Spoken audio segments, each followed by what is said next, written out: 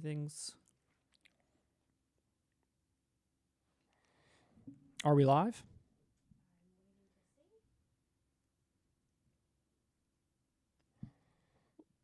Are we live? We are live with an excellent connection. Oh, wow. I feel it. I can feel the connection in the room. I can. All right, great. We're live with an excellent connection. I think we'll it's kind of like one of those like Zoom calls at work where you kind of like, all right, we'll just give it a minute. So and Nobody so wants to be there. before so and so shows up. Oh, we got a couple people missing. Let's just wait. We'll give it a few minutes. So, there's ads playing. Oh, man. Ads playing. I didn't put ads on. That was a great intro. Sponsored by Wix. Wix? I didn't put ads on. How are we going to know when? I guess you'll know? Probably not. Goddamn YouTube.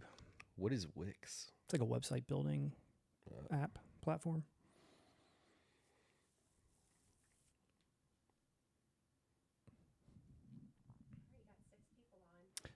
Are we live?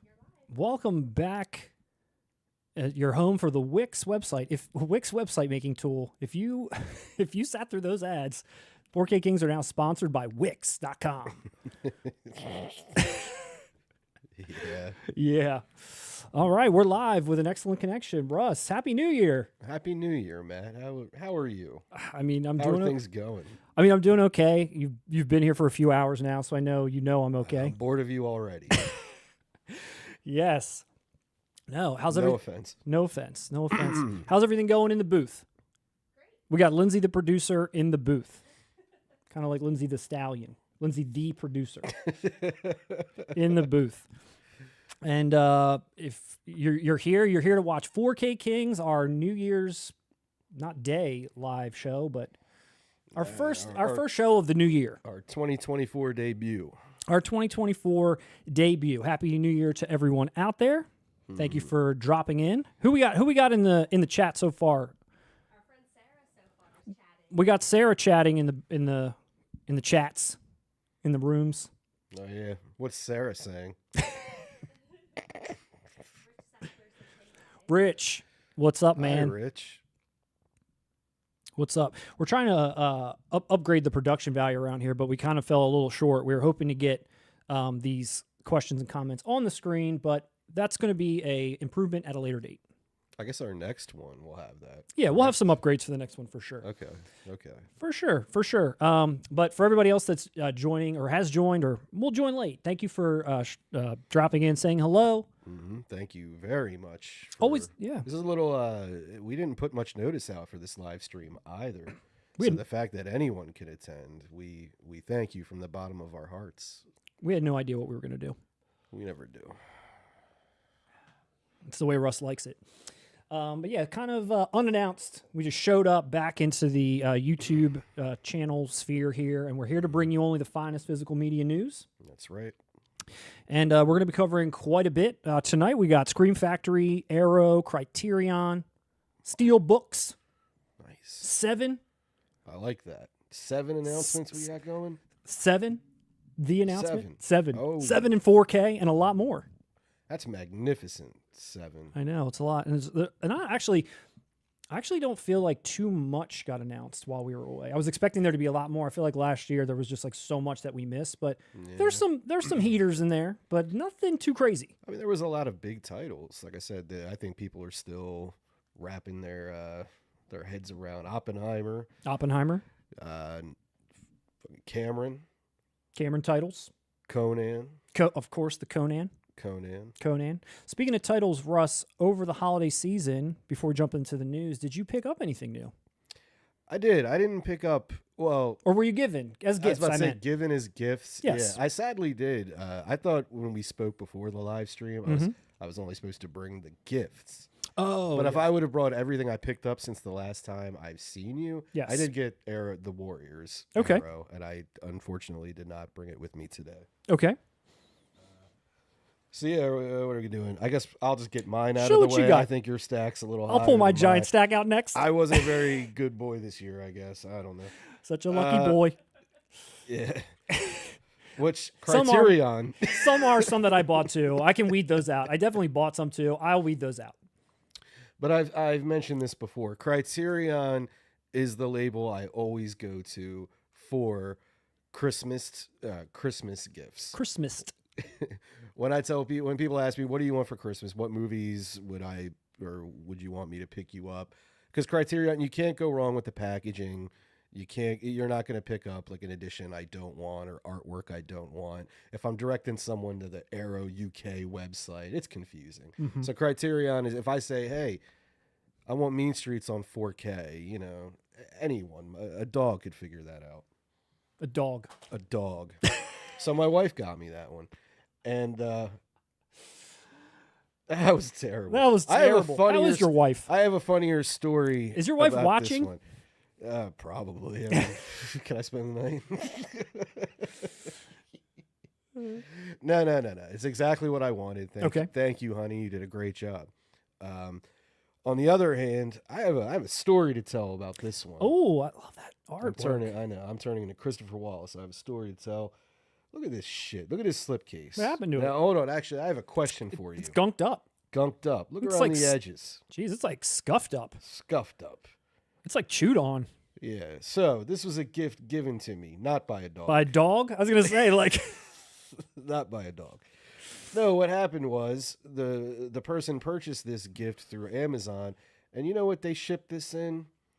A huge box with an appliance, the equivalent size to, say, a microwave. So this thing's just bouncing around, having a good old time. Now, I want to know, is there anyone out there as petty as I am? I put in the goddamn return for this. Nice. And they better send me a better slip. And I don't know, is that pettiness or is that just fucking... No, dude, that's like really scuffed up. Well, no. Like pettiness or just, like, what am I doing with my life? You want Silver Bullet with a pristine slip, Russ, and you deserve Gary that. Busey deserves better. He does deserve better. The wheelchair community deserves better, Matt. That I would say if there was like a ding on it, okay, you're overreacting. That looks like crap. Corey Haim deserved what he got, Matt. Well, but yes, so these are my two pickups that I received this Christmas. This Christmas season? Last Christmas, I gave you my heart. All right, Russ, I got a little crazy. What are the fans saying? My family got a little crazy. What are the fans saying? Lots of Happy New Year's. Happy New Year's, everyone. Happy New Year's to everyone watching. Warlord, Dan Joker, Ruben Walls, Scott Richardson from Australia. Dan Joker, Scott Richardson from Australia. Everyone's happy you guys are back. We're back, baby. In live and uncut, they're saying. Love that uncut talk. And they're saying that is not petty. You need to return that shit. There we Thank go. you. I feel justified. Silver Bullet demands it.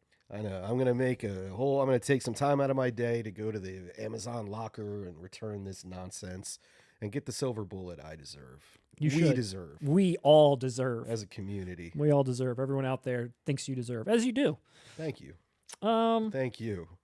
So I've got a little pile here that I'll just share briefly.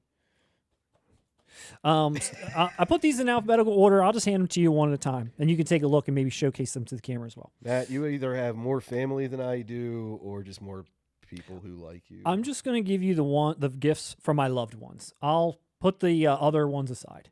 No, I want to see them all. First, Alien in 4K, which I never owned. Nice. Never owned that. Is it petty that I asked the person that gave that to me to return it because there was no slipcase? I totally would. I didn't. I wouldn't. No, You hold can't. on. I mean, at this point, Hold on. there's probably none left. I wouldn't come out. When did it release? Oh, this is like 2019 or something. Oh yeah, no. Yeah, it's a new You'd pickup. be way out of line asking that today. I need you Fair to game. hunt one down. If this was released in 2023, Get no, on eBay, that's- find me that alien slip, and complete the gift. Yeah, I mean that's just part of the social contract. That's what we do for people. So I got Alien. I got Carrie. Nice, I haven't dude. watched it, but I'm actually. You got the slip for this. I did This get has the been slip out for a that. while. This has been out for at least a year and a half, I'd say. Yeah, that's it came out last year. Because I got the Steelbook. Yeah, and Arrow I've put had- the one I've out had last that year for a while. too. This one came out last year, but yeah, it was. You had told me that I should blind buy this. I put this on my Christmas list. Yes. Received Hold it. on, we have an audience now. Let me poll the audience. Hold the man. audience. So far on Matt's Brian De Palma journey, it's been He's seen Scarface, Carlito's Way, Yep. Blowout. Blowout. The dogs upstairs agree. Dang dogs. What else did I watch of De Palma recently? Wasn't there one other big one? I feel like there was. I know. I can't remember now. I'm just saying, I think Carrie, after seeing Blowout, I think Carrie is the next step. I think if he goes Dressed to Kill, it's a little too De Palma. I think if he goes Body Double, it's too cult De Palma. Mm-hmm. I just think Carrie, man. That's Carrie's the the one one. to go to. I All would have right. said Carrie or Untouchables, but personally, I love Carrie way more. All right. Thank you, So, Russ. Thank yeah, you for your yeah. Whoever wholehearted got recommendation. Whoever got this for you, thank them for me. Anyone out there agree in the De Palma world? Let's see.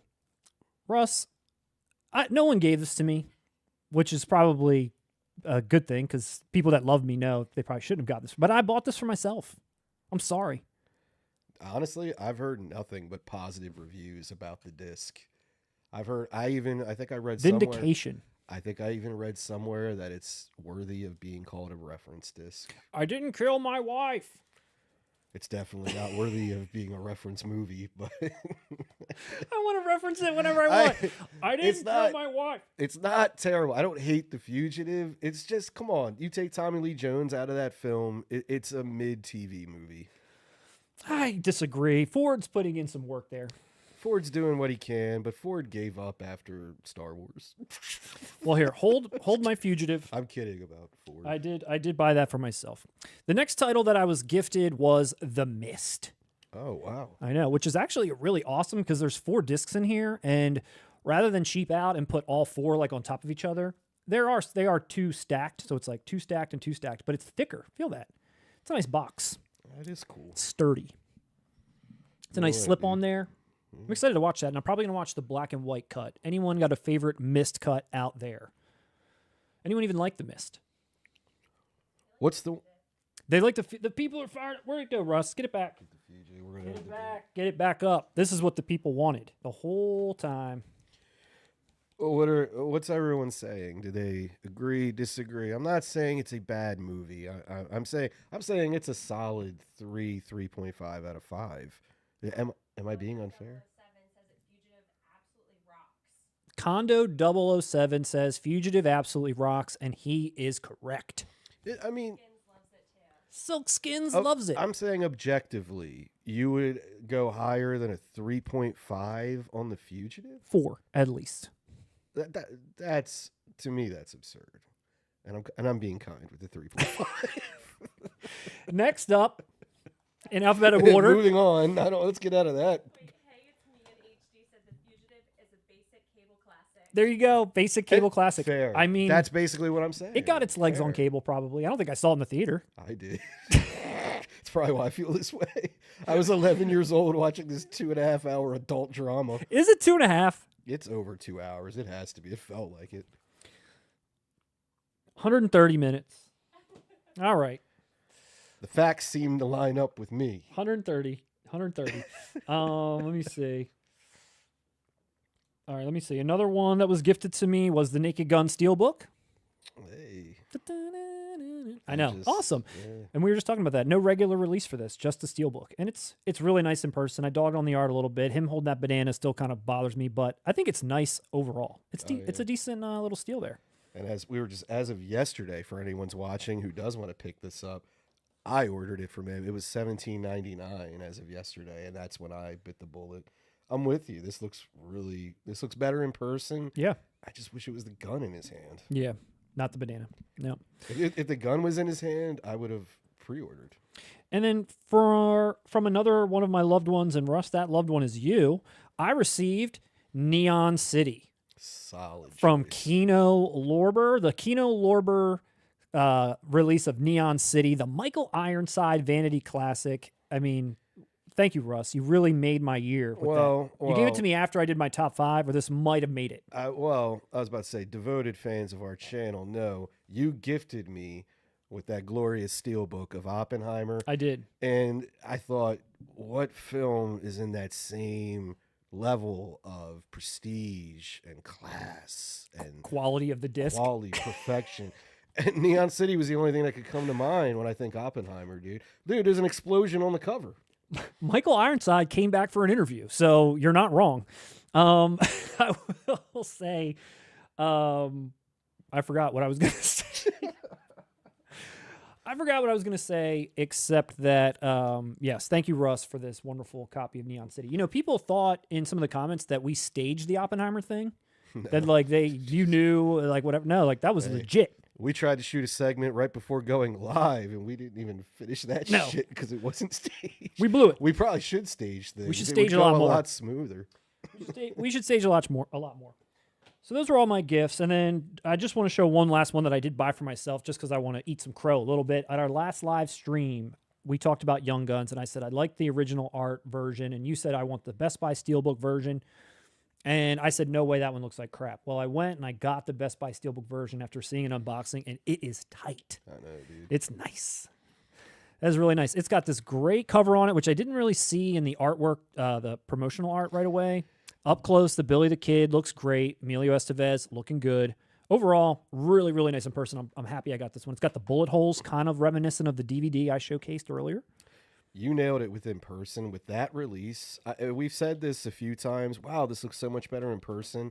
That may be the king of that title. Yes. I feel like that Young Guns release looks so much better, like 1,000 times better than any image I saw advertised. Yes, for sure. It was almost a disgrace. Best Buy, you did a horrible job marketing that Steelbook. You should be ashamed of yourselves, and you should politely exit out of the physical media game promptly. I concur. So yeah, those are my pickups. Anybody else at home grab anything good or get anything good from their loved ones? We do have a question. Oh, boom, a question. About a pickup. Oh. So, hey, it's me in HD. They want to know, they found the Reservoir Dogs Steelbook ear version for a cheap price, but it's just Blu-ray. Would you get it? I mean, that release did win the 2023 Clio Award for Best Packaging. I'm not even shitting you. Yeah, I was just about to say.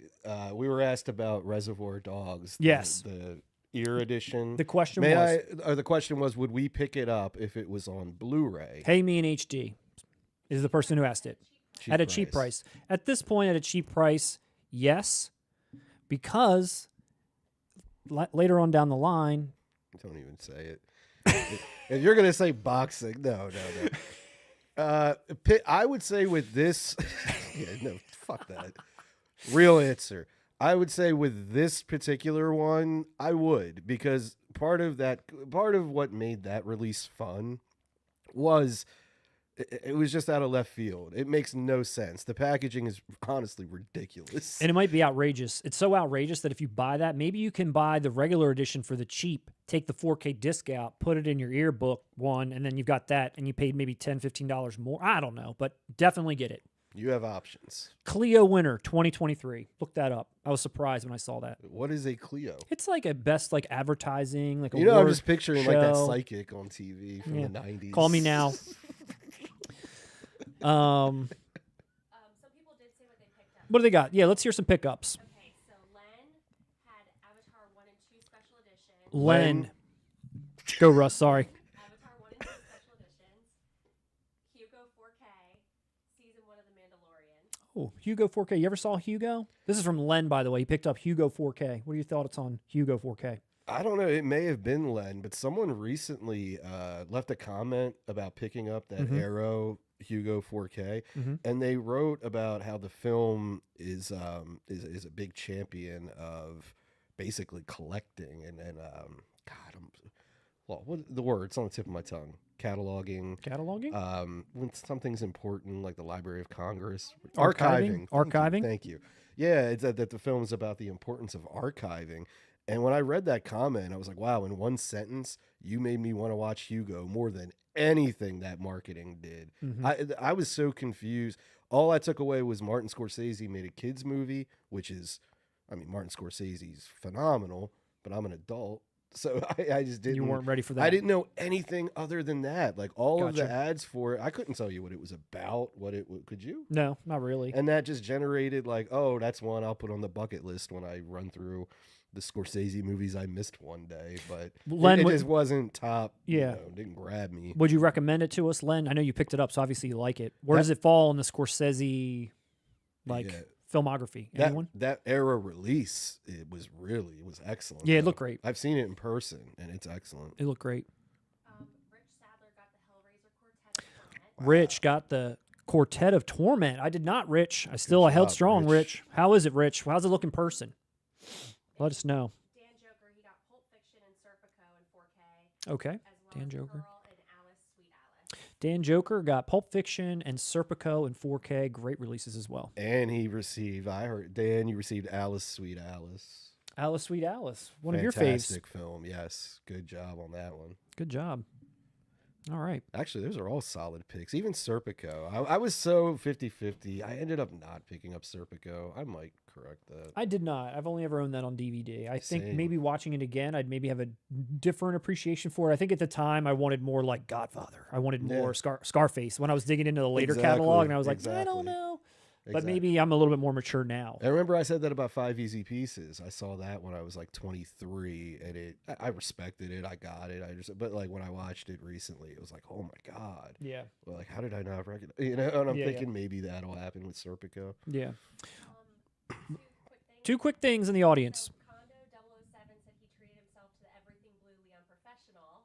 Condo 007 picked up Leon the Professional from Everything Blue. Great job. Great decision. Leads me to Adinier is on. Adinier, what's up, my friend from the UK? He says he's on the best 4K physical channel on YouTube. Adinier, our good friend from Everything Blue and Art of the Steel, is online and with us. Our good friend. Thank you for that lovely comment and compliment as well. I didn't want to. I felt like if I repeated what he said, I was going to seem too braggadocious. What did he say, Russ? You repeat it. Then he said, "We're the best. We're the best." around. Nothing's gonna ever bring us down or tear us down." One You're of the those Karate things. Kid guy. One of I those don't things. know. One of those things. But thank you, Denny, and thank you everybody that's out there. It sounds like we all had a really great Christmas.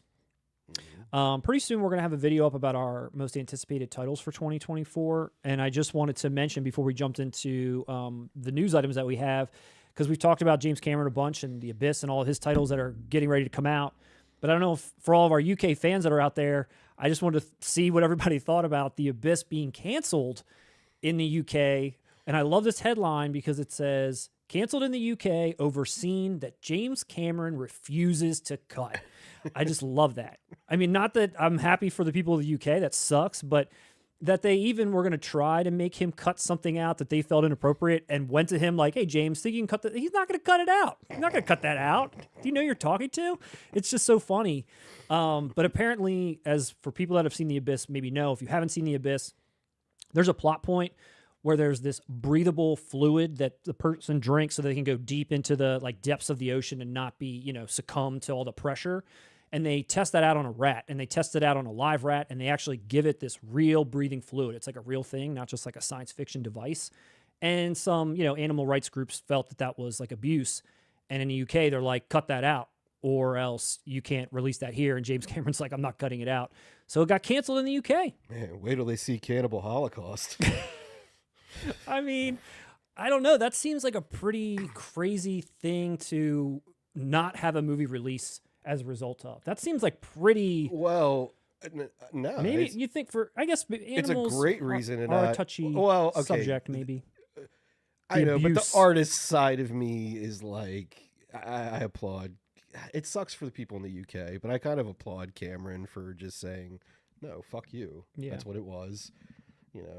I don't know. I mean, nobody's championing harming animals for fuck's sake, but like, what are you going to do? It's in the movie. It happened 30 years ago. It's got to drink the breathable liquid. I mean, it's got to make the movie work. I don't know. Lindsay, the producer, do you have that link you can throw up there for the people? Yeah, take a look if you could, just so they could get a visual of this this quote. And then if there's anybody from the UK, let us know what your thoughts are on it being cut out, or if there are other titles in the UK that have been cut out for something that you're also upset by. Is this like a regular thing that people are? I'll say it like this. I appreciate that James Cameron is one of few filmmakers who has the clout to pull that. He definitely, yeah. Could you imagine any other filmmaker? Imagine one of these directors that work in the MCU or something. Like, you think they could? No, sorry. No. Anything you did is cut. Get out of here. You're not an artist. Basically, And that's what I'm saying. Like, it's sad for the UK. It's sad they won't get. the Abyss, but I'm also kind of championing, not necessarily for the reasons of, harming animals, just that, like, wow, somebody has the stance to control their art. It's exciting. But sadly, now I'm on the side with the To hell with abusers. animals. To hell with it. Oh, wow. Any UK comments? Anybody from the UK? What do we got, Join folks? PETA. People in the UK said they're just going to have to import it because it's ridiculous. Two people from the UK have to import it because it's ridiculous. I know, that is a shame. And to be honest, you're probably used to doing that with some titles now anyway. Sarah said they should just do a disclaimer like Disney does. Yeah, I mean, you could put a disclaimer up there. I don't know. Disclaimer for what? I don't know. For harming of animals. No. God damn it, Matt. Did you, like, just watch The Naked Gun after you picked it up? You know I wasn't fucking asking that literally. I don't know, Russ. Well, enough of this. Enough of James Cameron and Enough his of clout. this animal torturing censorship. We're going to get canceled. We're going to get taken down. Animal abuse talk in Let's the first. cut the BS and get real. One of my favorite quotes ever since seeing that movie. Are you done? Right. Then let's cut the BS and get real. Why, James Cameron? Why? What is so fucking pure about killing a mouse? It didn't die in the movie or in real life. I can't That's watch the it, Matt. footnote to that story. The rat never died. Not even Wait. in the story does it Wait. die. All right, now I'm completely confused. The rat they felt like was put in danger, but it never dies Hold in on. real life nor as a plot point. The I rat thought- survives. All right, what happened? What did they do in real life, not in the movie? What They happened? put What this- happened to this live animal? They in put real this life? rat into a tub of breathable liquid, which is a real thing, Okay. which is a plot point in the movie. Bud, Ed Harris, has to drink it as well if he's going to go down to the depths of the abyss. So they want to test it on this rat first. So the rat drinks the breathable liquid, and it freaks out because you're breathing liquid in, but it's oxygenated. okay. And all of a sudden now I've the never seen rat the can movie. breathe All right. like under sort of water in a way, Okay. which he is going to also have to do. So forcing the animal to And take that, to yes. get that reaction. Yes, and they got the reaction. Animal lives in real life and in the movie. Spoiler freaking alert. Hey, it's me in HD. Hey, it's me in HD says Did Ed Harris have to drink it? If anything, it sounds like a story of triumph from the rat. it does. True. It's me in Oh, HD repeat says. that. Yeah. Hey, it's me in HD says that it sounds like a triumph from the rat's perspective, and it is. And you're going to cut that shit out in the UK? You're not going to give him his due? He survived abuse on set. That's hilarious. James Cameron was like, no, show that rat suffer. I don't give a shit. And the UK was like, you can't have it. I don't know. Damn. All right, well, moving right along from animal abuse.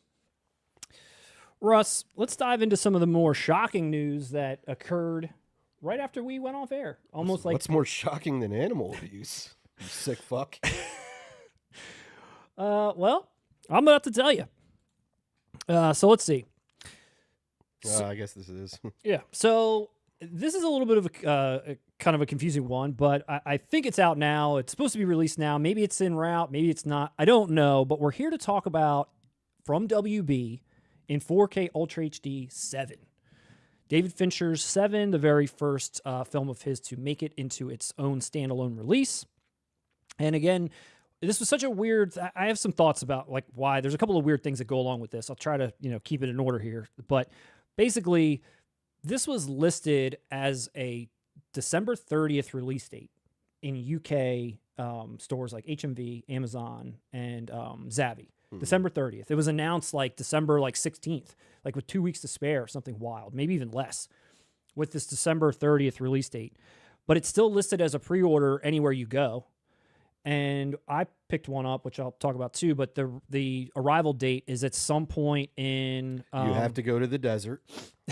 Yeah, someone has to hand deliver to you in a box. That's what you're doing wrong, Matt. It I'm not in has the desert shipped. yet. You just haven't gone to the where you need to pick it up. Yeah, You need to be alone in the middle of the desert. You'll just look to the west or whatever for I don't know. Everybody gets the joke. Just stop, Russ. it looks like, Russ, that I'm supposed to get this at some point between January 6th or 8th. So I still don't know what anything is, what's real, what's not. It hasn't said it's shipped. We're past the date, but it still says pre-order. Who the hell knows? However, this was previously released on Blu-ray and a little digibook. I don't know if you remember that. I have mine over there. I can't reach it. Yeah, we own the same. We own the same one. And then, other than the Social Network, which was released in 4K in the Columbia Classics, like Volume 2 or 3 or something, this is David Fincher's very first time having a 4K release. It's so strange. It's crazy. It's one of those things where when you say it, you realize it, but it's like, wow, I would have assumed some of them. You know, yeah, no, even Alien 3, I would have assumed at some point would have gotten a 4K release. And it's also, I kind of have a few things that kind of like I was scratching my head about with this release, but one of them being that, given that that's the fact, it's so weird that you would announce this with 2 weeks to go. Like zero announcement, zero premonition that this is coming. Like not a 1 month, 2 month lead time. Just like out of the blue, here it is. Maybe make no mistake about it. This is a big title. It is, and it's his first one. I'd put. Oh, no, well, not even that. I mean, that too. But There's a lot to celebrate. Weird rollout for it's Arrow, right? No, it's not Arrow. Oh, it's WB. Davy, WB. Oh, never mind. Does that make sense now? Yeah, now it all makes sense. Now it makes sense. Dude, that says a lot about Arrow. Dude, I was just sitting there like baffled. Arrow doesn't pull this kind of bull. It's WB. This is WB doing their WB thing. Yes. That's why I said they tried to sneak one in at the tail end of their 100th year anniversary, but shit's still like pre-ordered and whatever else. It's weird. I pre-ordered this as well.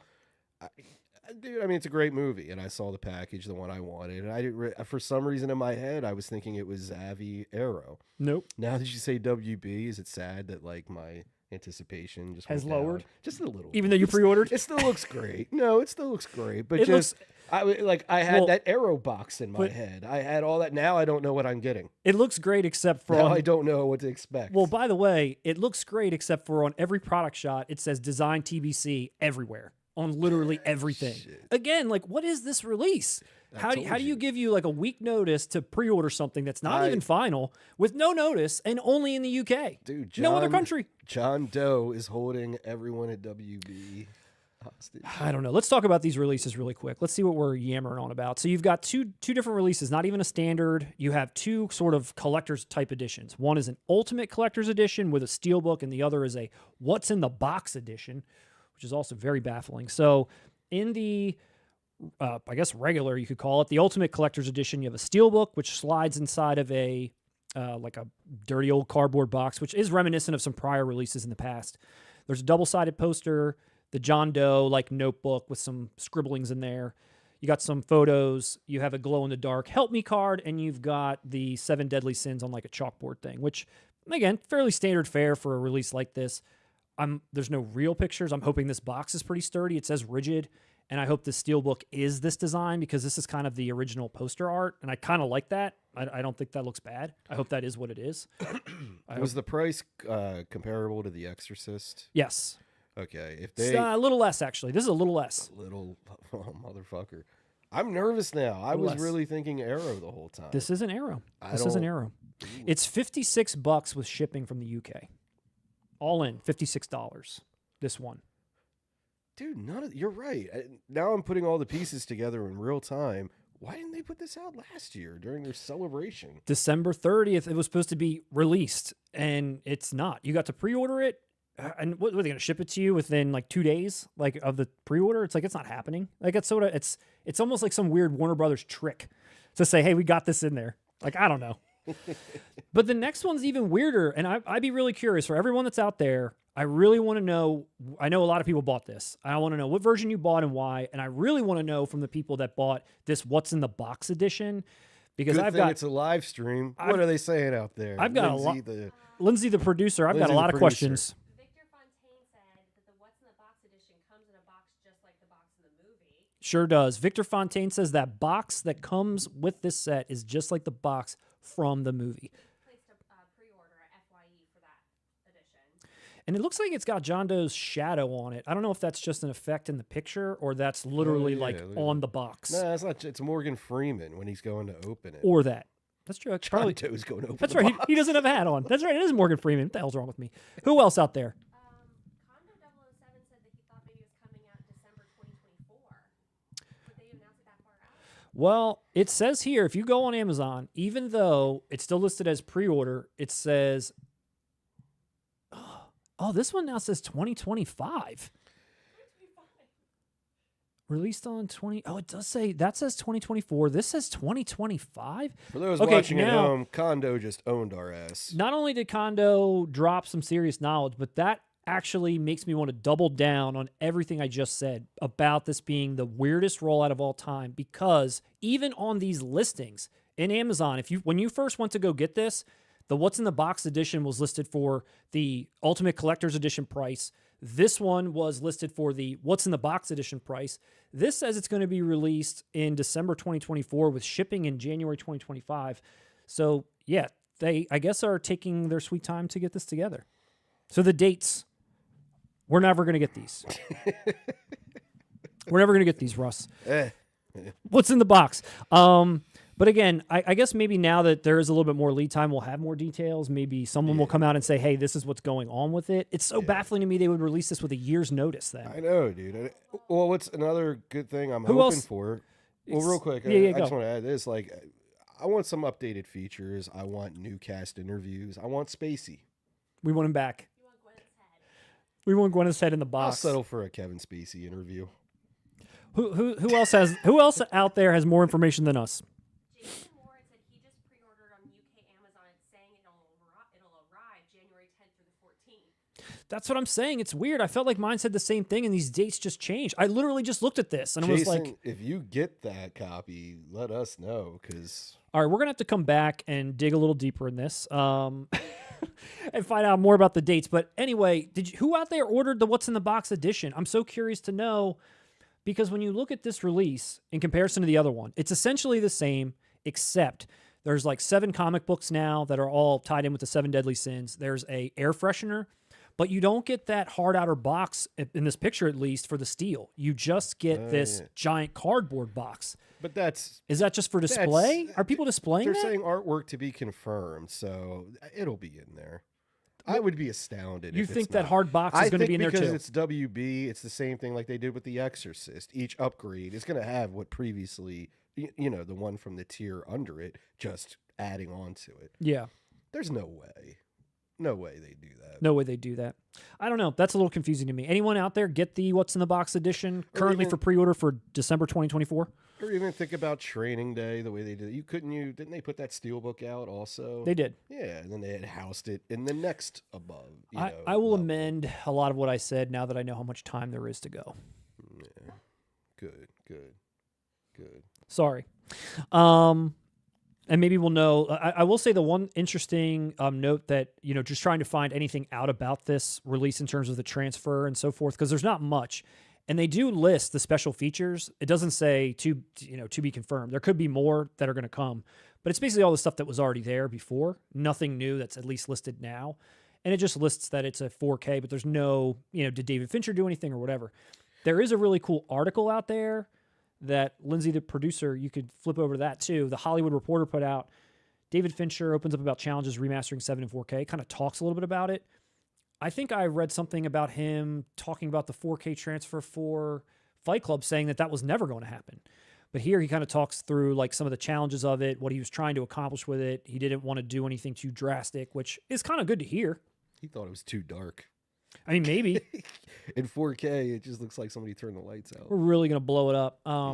He's not going to take all the guns out of people's hands and replace them with flashlights, he says. Well, cancel my pre-order. That's exactly what I wanted, Matt. You still have a year to fix that, David. I wanted my goddamn ET version of 7. I don't know. You might as well give me that since Warner Brothers decided to fucking make an in-joke out of the packaging. What's in the box? I know. Dude, could you imagine? Jokes write themselves. It'd be like if Pulp Fiction came out. Here's the serious fucking, gourmet shit. Edition. I get it. It's a cute joke, with it, but what the fuck? And that joke in 7 originated from Brad Pitt's bad line delivery. That's how it all started. I don't think I knew that. I mean, that's how it started with my friends when I was 13 and watched it. What's in the And box? we were 13. And we were 13. Because we were just laughing the way he kept, what's in the box? It just sounded funny. Yeah. I didn't even know that was a wide thing until years later. I remember the first time I watched it, it was me and a couple of friends, and we just kept laughing at that part. Just kept laughing. It is a fun But part. it's unintentional. So like I said, it's almost like, hey, we're insulting this movie in the artwork that you're purchasing. Yeah, which I don't mean to do. Yes, you do. So that being said, that it's a year out, who guesses that this is really going to be the first Fincher 4K? Are we going to get something else in between?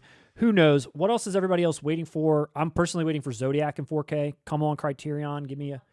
Come on, Criterion, give me that Zodiac, baby. I want Zodiac and Fight Club.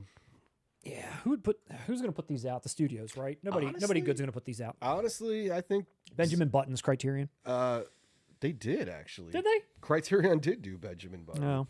On DVD and Blue. Yeah, Zodiac would be awesome. I would love to see that.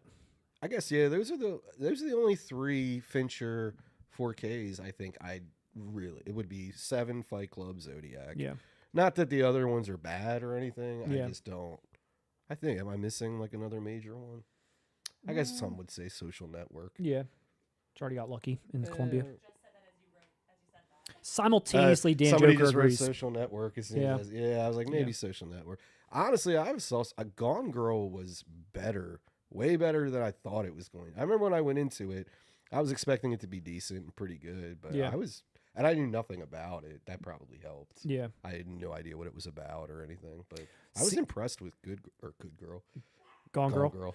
I kind of enjoyed it too, and I think part of it, and maybe it was like a weird thing for me, but like watching Ben Affleck be completely like owned in a way was kind of satisfying. Like just watching that character, watching him, the way that it all kind of like played out, I was like, yeah, fuck you, Ben Affleck.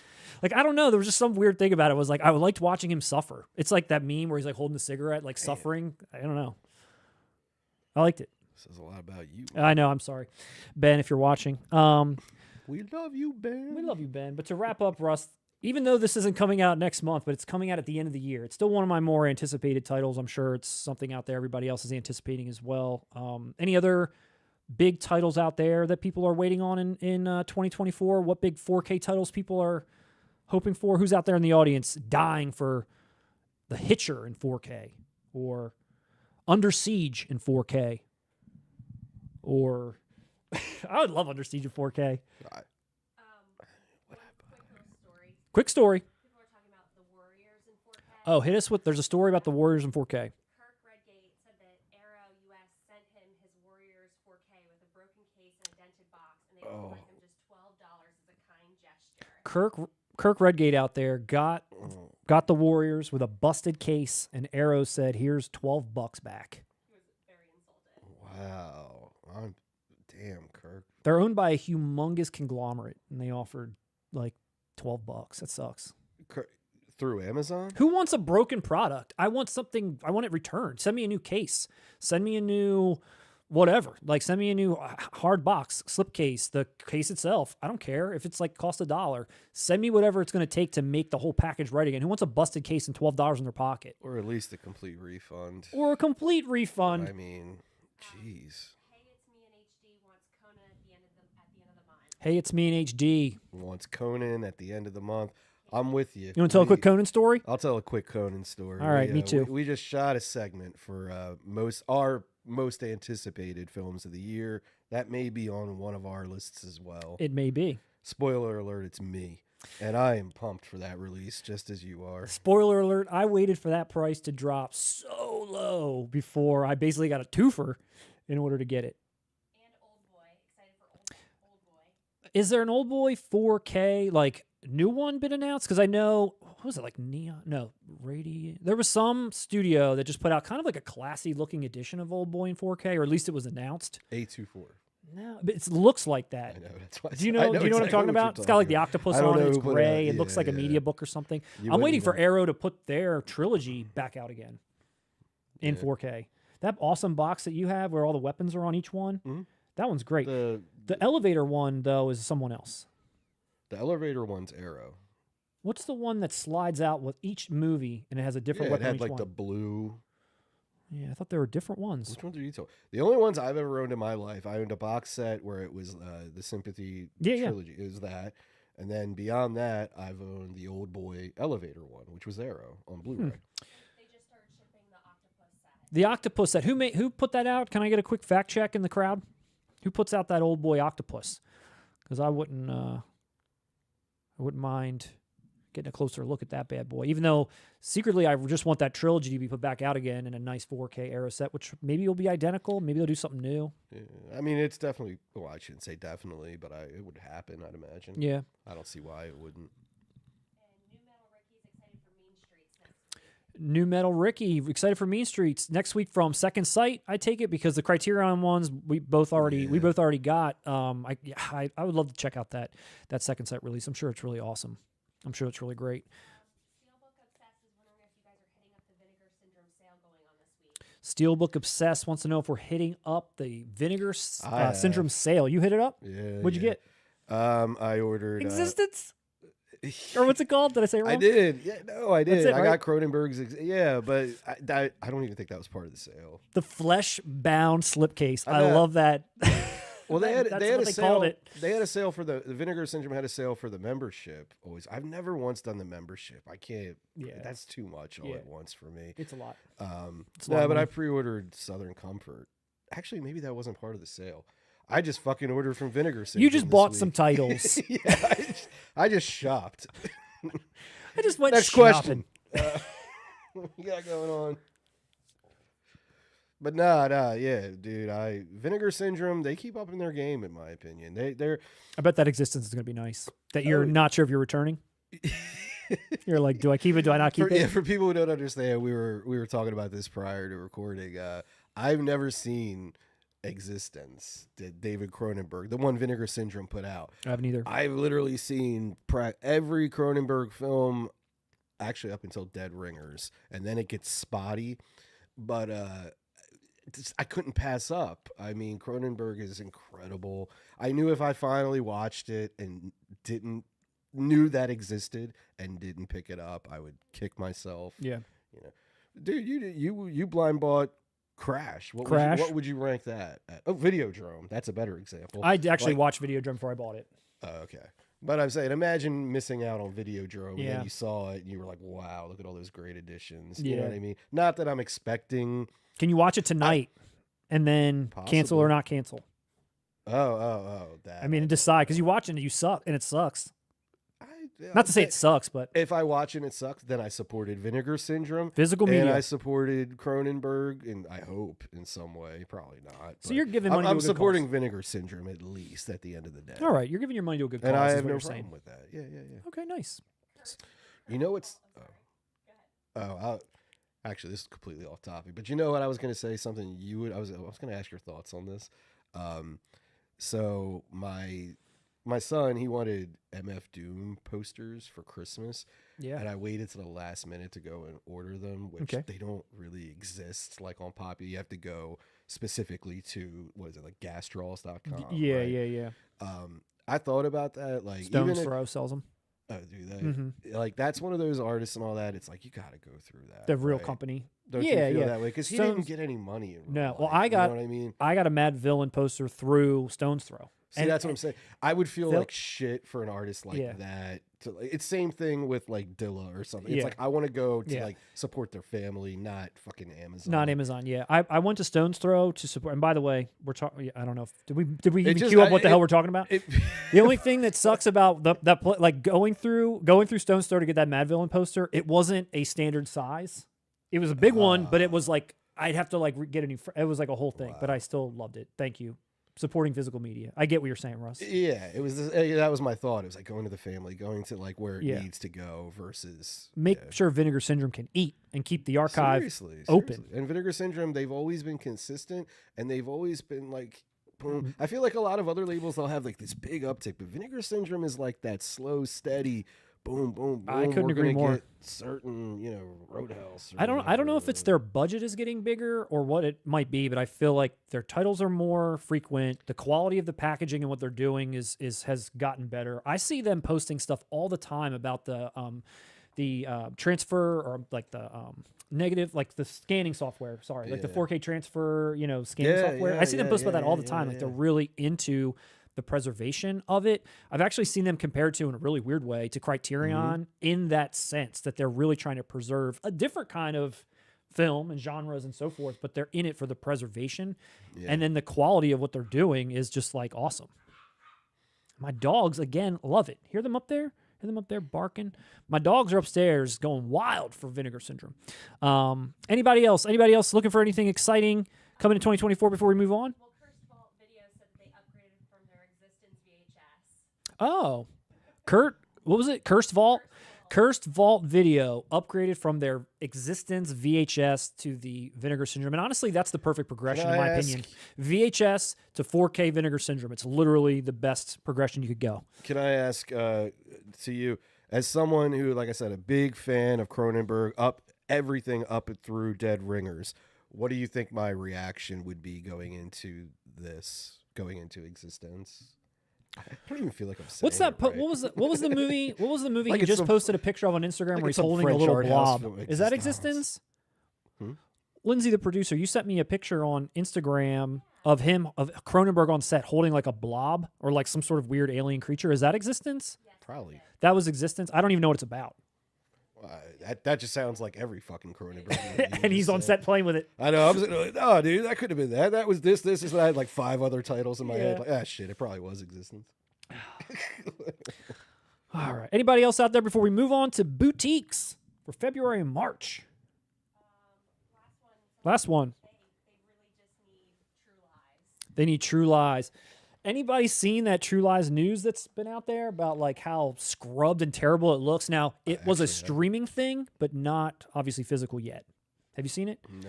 There's some side-by-side shots I saw online that I don't know if someone like really amped it up to just try to make it look ridiculous, but it did look like ridiculous. It's like side-by-side what Arnold looked like versus what he used to look like in Blue. Again, that could have been just a joke or a meme. Maybe it's real, but it's definitely not the physical media copy, so we still don't know for sure what it will be. Yeah. Russ got all of his Cameron fight out of him in the last couple of videos. He's like, look, I got nothing left to say about True Lies, sons of bitches. Wait, was that bait? Was that? No, it's I not thought bait. It's somebody not was just bait. saying or explain- What am I supposed to? Fuck you. I want you to get fired up again. Good. I'm happy someone's excited for True Lies. Shit. Me too. I want to watch it, and I think I we don't should hate it. I think we should do a I review don't of hate it. it. There's all this lore around it. We should do a There's review. all this lore about my hatred of True Lies in that one comment section. That's what I want to explore because I want to see it and try to understand it from your point of view, or trash it with you. Oh, So many people trashed me in the comments for those videos saying, you shouldn't talk about movies you haven't seen. You shouldn't comment. And by the way, I don't think I really commented on it at all. I just think I said, hey, that art kind of sucks for what that movie should be. I think, Russ, you threw the hammer down. Am I wrong? you came to this live stream looking for a fight, man. Ready to fight. What's going on? I'm trying. That was a cool, plan. calm, Whoever and asked collected. whoever asked I'm that like, True Lies yes. question, I paid them. I'm Yes. ready. Look at that. Cool, calm, and collected. Yes, True Lies. Fine example of 90s action cinema. Well, No, dude. All right, let's do it. Fuck it. It's a Michael Bay movie, but Oh, it's fuck like it. it's James Cameron. You know, we're ready. doing We Michael don't Bay. need to Moving talk on. about it again. Criterion. Yeah, we don't need to talk about it again, but we are excited for it to come out too. I'm actually excited because I'm just to see what all the hype is when it finally comes out. What are people saying? What's the transfer like? I'm more excited for the rollout. Will it be a train wreck? Same thing with The Abyss, for that matter. Yeah. I mean, there's a lot of people that are worried I out told there. you, for me and for anyone watching, this is my advice. If that artwork is that terrible, it's that horrendous to you, bark like a dog. Bark like a dog. Our bunker should be a lot more soundproof. I'll tell you what. You got UPS. You got dogs barking. That's probably your 7. It just arrived. My 7 just got here a year early. Thank you, Amazon UK. Talk about service. All right, Russ. Let's cut the BS and get real. Let's jump into the boutiques, all the news we've missed across February and March. I think we hit most of the February ones, but we definitely missed all the March. And to be honest, I don't think I saw too much that I was like, holy crap, there's like some real bangers in there. There's some interesting things, and I'm sure there's a lot of things out there people are interested in that, it's like flying under our radar. I'd be interested to know, too, what other people are into. But I wanted to at least start with Criterion, and talk about their March slate, their February slate. Actually, sorry, scratch that, March slate.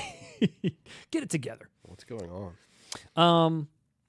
So here, most of the titles, except for one, I'm really not too familiar with at all. I don't know if you are or the people out there are. All That Money Can Buy, All the Beauty and the Bloodshed, The Runner, and Saint Omer. I don't know. Are those titles you've heard of? Of course. No, but the first one, I will say this, though, to your point. I have heard the title The Devil and Daniel Webster before. That the first title that's up there, I know it more as that. Instead of All That Money Can All Buy. the money, yeah. Gotcha. But again, Okay. just title recognition. Title nothing- recognition. Good What the Lord. fuck's going on? Is your kid playing Jumanji up there?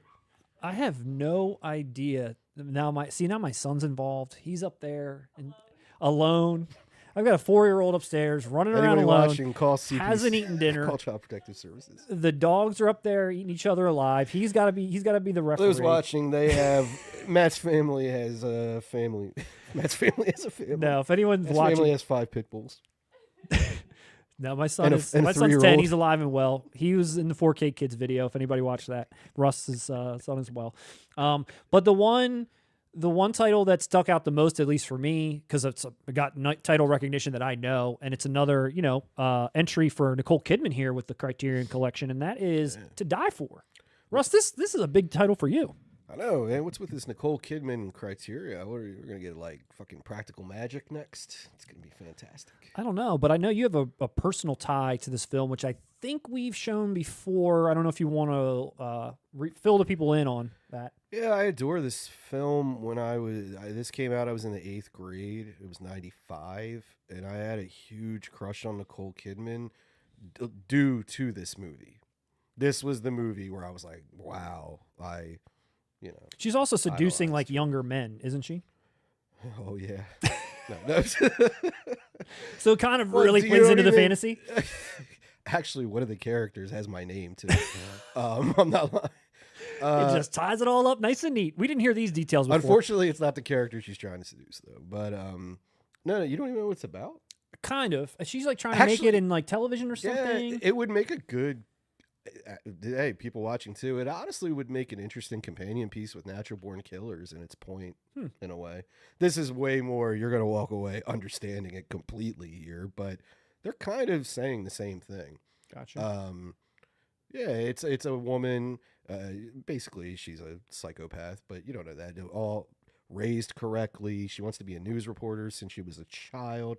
She'll do anything to get there. She'll intern at a local piece of shit news station, being the weather girl. Mhm. She marries the kind of ne'er-do-well. He's Matt Dillon. He's going to be a bartender, drummer in a band, but he didn't like take off. Classic Matt Dillon Hey, Matt Dillon in rocks, movies. dude. I feel like I've seen him do that before. Yeah, Matt, he's great in this. And the whole thing is, what is she? She realizes that he's holding her back, basically, so she has to figure a way to get out of this marriage, get him out of her life. She decides when she's working at this local station, she does this little high school expose, which she gets introduced to these like kind of poor kids, and she manipulates them into murdering her husband. Nice. And then it also deals with like the kind of media output of it, like what she did she do it, and like the whole movie she's narrating it to you. She's like looking you dead in the eye, doing a video confessional about it. At this time, were you planning on murdering Tom Cruise? Was she married to him at the I time? always knew he was gay. No. Were you seduced into murdering her current husband? It wasn't Sorry, that carry on. serious, damn. But honestly, no, her aside, it's a really cool movie. I dig Gus Van Sant. And this isn't really a good example of Gus Van Sant, but this is a good example of what Gus Van Sant does very well in mainstream. You don't see too many art house directors do things like To Die For and Good Will Hunting, the things that work. His other stuff can be very jarring to people, whereas this could pass for anything. I'll sell you it on, or I'll sell you on it in particular some more. Okay. You got Cronenberg making a cameo in it, He's so there's a connection. in what it. we're all talking about. Yes, as an actor. Oh, as an Okay. actor. Yeah. Oh, he's playing an actor. No. Well, He's not playing himself. No, yes, he's acting in To Die For, motherfucker. What do you? So this is part of the. What do you think? He showed up and co-directed? I'm talking. No, I thought you said he's playing an actor. No, he's acting in the movie. Maybe I did. You said sorry. he's playing an. That's He's what definitely confused me. not- I thought you said he's he- playing an actor. He's definitely not playing an actor. One of our favorite actors, the deer from Commando, is in it. He plays The deer. Yeah. The deer. Dan Hedaya, he is in it. But even bigger, you know who's in this? You know who plays Suzanne Stone's father? Someone Nicole bigger Kidman. than Dan Hedaya? Clarence Boddicker himself. No crap. And you know what's cool about it too? He's actually not like the villain in this. He's a warm, like 70s dad. show dad? No, that 70s show. He's an asshole. in That was he? 70s. I thought he was a Yeah. warm dad. I've never seen that Fuck show. no, dude. That's Oh. like He's that's why- Clarence Boddicker, That's the why I dad. like that 70s show. It's Clarence Boddicker being As a a father. dad? Yes. That's why it's fucking great. What do you? That's exactly why it's I've good. never seen it. What do you think? He was some warm. I kind of did. character? Honestly, I No. did. No, dude. Honestly, I did. He's a dick, and that's what I like about this. He's actually like the nice guy. You don't Yeah. see. He's not. Yeah. You know. Kurtwood Smith? No, none of that shit. None of you that know? shit. None of that. Gotcha. Fantastic movie though. I look forward to it immensely. Blind Buy it. Blind Buy. Well, let me just talk about. I was into, dude. I read the book this was based on. I was really? so into this movie when I was a kid. Yeah. Well, let's talk. Let me just throw this out there about the release really quick. So it's not really a stacked release for Criterion, which is kind of unlike them. I mean, I've seen a couple of releases that don't have a lot. I guess we're really leaning into the transfer here. Probably it is approved by Gus Van Sant. There is a DTS 5.1 soundtrack, which when we were talking before, apparently back on the Blu-ray, you're only getting a stereo 2.0, which was baffling considering in the theater it was released with a 5.1. So you could never get that before. Criterion's restoring that, which is great, as well as deleted scenes and a trailer, which on the Blu-ray there was only a trailer. So there are new things, Yes. not and that's- much. And that's probably where now I realize it. It probably is my most anticipated release of the year now, because like take Train Spotting. I've seen featurettes on that. They've been released previously. Every edition of this movie I've owned since VHS. I've seen nothing, and I'd love to hear stuff about it. And I even said, bring back Joaquin Phoenix, bring back Casey Affleck. They're like main characters in this movie. I feel like people don't even know that, and those names are way bigger than they were in 1995. Yeah. You know what I mean? Yeah. This movie's got a great fucking cast. No, I think like named. I've- Dude, for real, don't you want to watch it? After all those names I just said alone, don't you want to watch it? I was gonna say I've never seen this movie. Clearly, it's changed your life. I feel like it's something that maybe I need. I was gonna ask you, is this a blind buy? I mean, sounds like yes, according to Yes, yeah. Is it a blind You know buy why? out there? I Tell think- us. I Poll the think- audience. I honestly, because I think producer, what is Produ- our, produ- who's Lindsay our the intern? producer. Lindsay the producer. I think Lindsay the producer would like it as well for you too. I do. Okay, So I'd say blind buy it. My wife likes it. All She right. watched it. We watched it like a year ago. let's get is Nicole Kidman? You said that you were like enamored by her in this movie. She's fantastic as an actress in it, yes. yeah. Take the section like that. There's was a sexual that was element a to it in this kid- movie. Yeah, like She's selling sex, She's seducing a Seducing. teen boy to kill her but husband. is it going like? Is she? Well, first, Gus Van Sant, he's gay, so I don't He's a know, voyeur? He's a voyeur. No, I just mean like it's not. You're not gonna get any kind of Michael Bay-ish lingering on Megan Fox, fucking bending over kind of like it's Yeah, art. Even like I said, the director is. It's art. It's not Transformers. Isn't hetero? Yes, right. It's a product right there in the damn name. Transformers. Transformers. Failed.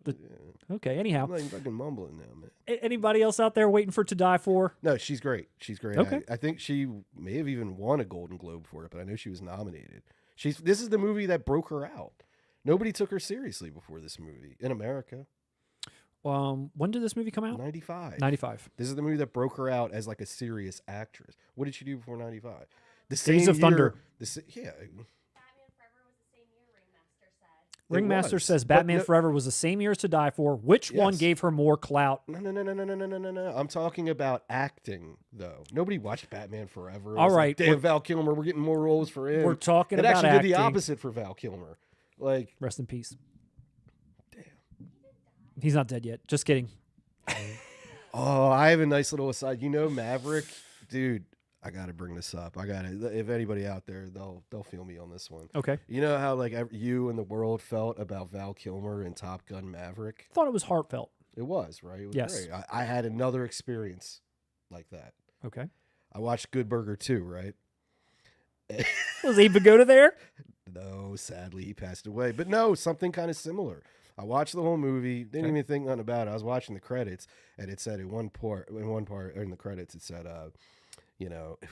like evil something voice, and it says Sinbad. Oh. That made me sad. Yeah, no more Sinbad. But I love that they got him involved, and I didn't even know. They didn't even like hammer it in your head because I didn't even notice. And Yeah. that's probably what he wants now. Yeah. But he was in the original, and He was. and I just thought that was cool. That no, but he's like, for those who don't know, he's suffering from what is it? I forget, but yeah, he's it's not. like cancer. It's Yeah, like something, he can't. He can't walk. I think he had a stroke or something. Yeah, I he's don't not know what it is. performing any longer. But I thought that was really cool. Like I saw that in the credits. I was like, "Whoa, y'all got him." Yeah, Like that's sweet. You didn't have to do that. Pour one out. If you would have not done that, nobody would have said anything for Good Burger 2. Pour but one out for Sinbad. That's class. Good Burger 2, 10 out of 5. Necessary roughness, dude. Sinbad was badass in that. Shit, he wasn't that, was it? Yeah, he was awesome. Rest in peace, Kathy Ireland. So, moving right along, again, I'm not too familiar with a lot of these other Criterion titles, but To Die For sounds like it's a no-brainer, blind buy for everyone out there. You heard me, Condo 007. You heard me, Denier. You heard me, whoever's left out there. Hey, let's go to the blind buy. audience. What do they want us to do? What are they saying? What are they saying? Let's go to a reporter in the field. Throw the audience. A couple people said that you sold them on it. There you go, man. A couple people were sold on it. They never seen it. Yeah.